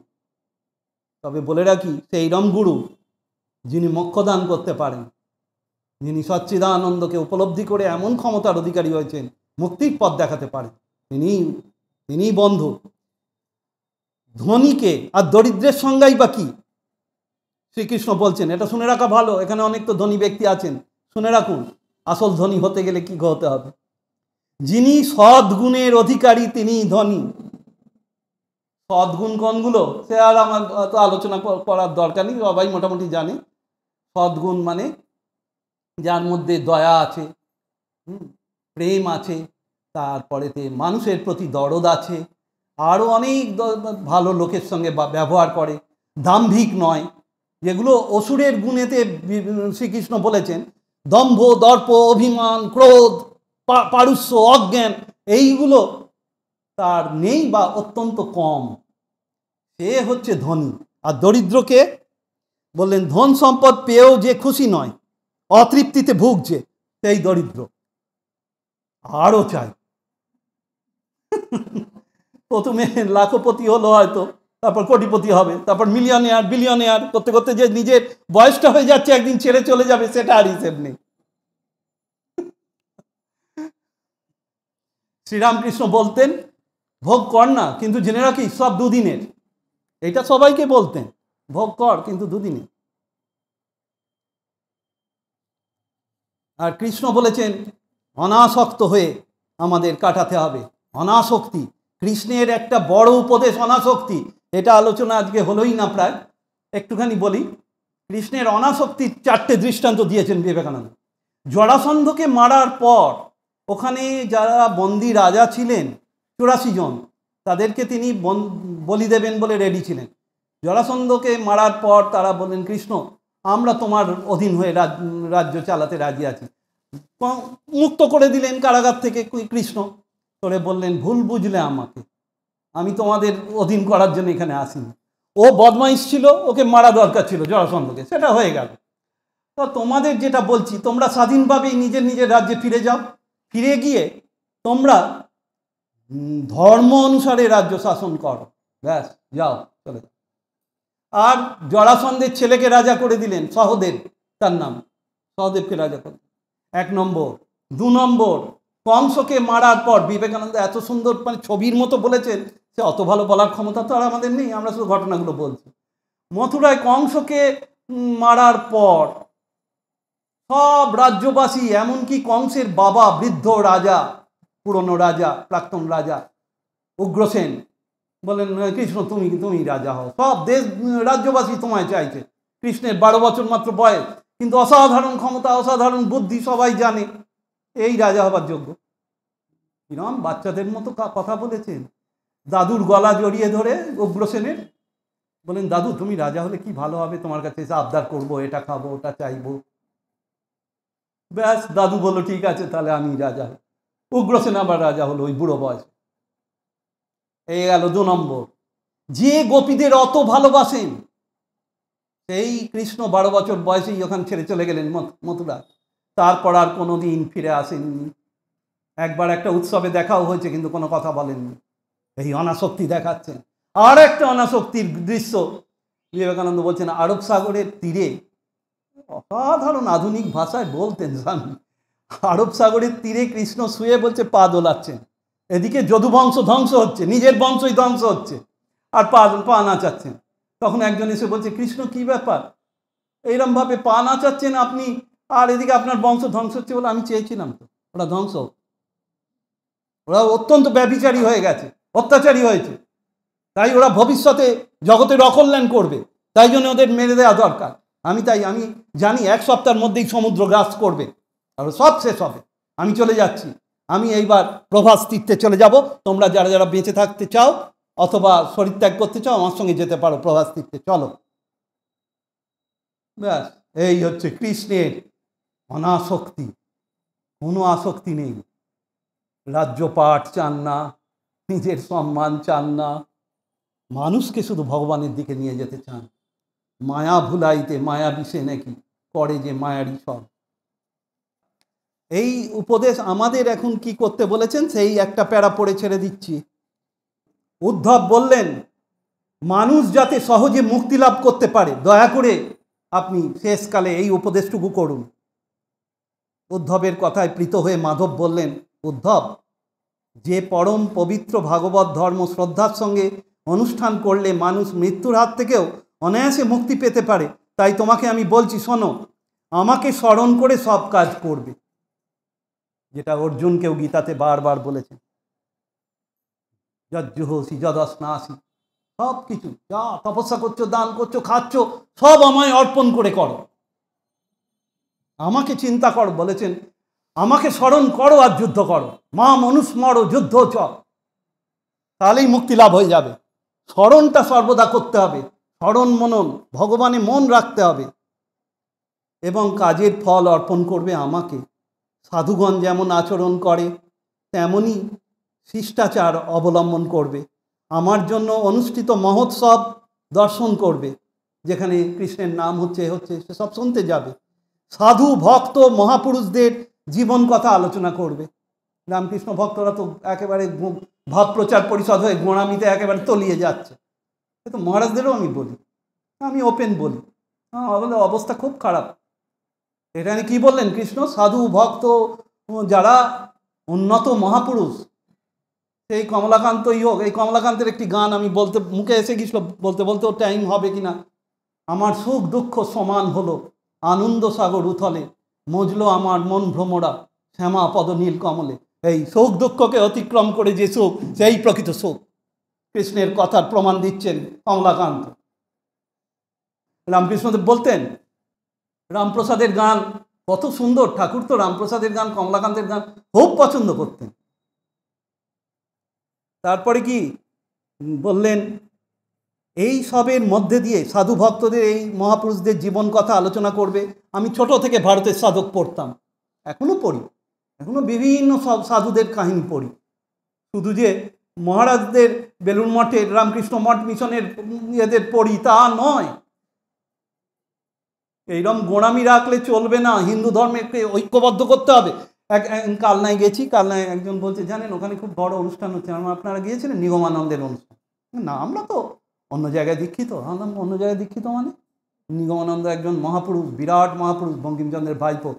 উনি তন্ত্র সব এতে বেদান্ত সাধনা, সব সাধনা উনি রামকৃষ্ণ বিবেকানন্দের পর ভারতবর্ষের আধ্যাত্ম গগনে একটা উজ্জ্বল জ্যোতিষ্ক। আপনারা না হয় ওর কাছে দীক্ষিত না হলেন, কিন্তু ওখানে যে কথাগুলো হচ্ছে ভালো কথা তো হচ্ছে, সেটা শুনতে আপনাদের আপত্তি কোথায়? আমি তো অনেক জায়গায় গিয়ে এরম দেখি রাম নারায়ণ রাম অনেকে করে। তাহলে আমার এত ভালো লাগে, আপনারা করুন তো একটু রাম নারায়ণ রাম, আমার খুব শুনতে ভালো লাগে। আমার হরে কৃষ্ণ হরে রামের চেয়েও রাম নারায়ণ রাম শুনতে ভালো লাগে, সুরটা এত ভালো। রাত্রিরে বসে একা একা যত ইচ্ছে ধ্যান করুন রামকৃষ্ণের, সমাধিতে রামকৃষ্ণের সঙ্গে এক হয়ে যান। কিন্তু যখন পাবলিকের কাছে যাবেন সকলের সঙ্গে চলতে হবে, সেটা রামকৃষ্ণদেবেরই উপদেশ। সবসে বসিয়ে সবসে রসিয়ে সব কালি জিয়ে নাম, হাজি হাজি করতে রহিয়ে বৈঠে আপনার কাম, শ্রদ্ধা সবে নিষ্ঠা একে। আপনারা আমাকে ডাকলে কিছু এরম কড়া কথা আমি শোনাই।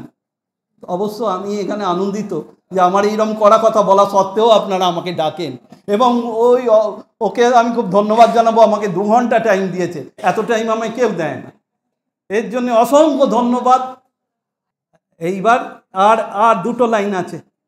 সর্বভূতের মধ্যে যখন এইরকম করবে মনের মালিন্য দূর হয়ে যাবে, সর্বভূতের মধ্যে ভগবানকে বা আমাকে হৃদয়ে অনুভব করবে, সকল জীবের মধ্যেও আমাকে দেখতে পাবে।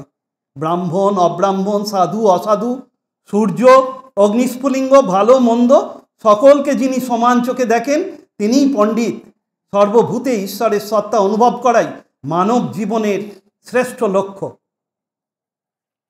মূকং করোতি বাচালং পঙ্গুং লঙ্ঘয়তে গিরিং যৎকৃপাতমহং বন্দে পরমানন্দ মাধবম।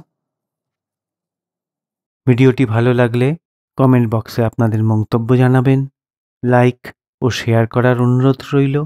চ্যানেলটিকে সাবস্ক্রাইব করা না থাকলে সাবস্ক্রাইব করার জন্য অনুরোধ করলাম। ধন্যবাদ, নমস্কার, ভালো থাকবেন।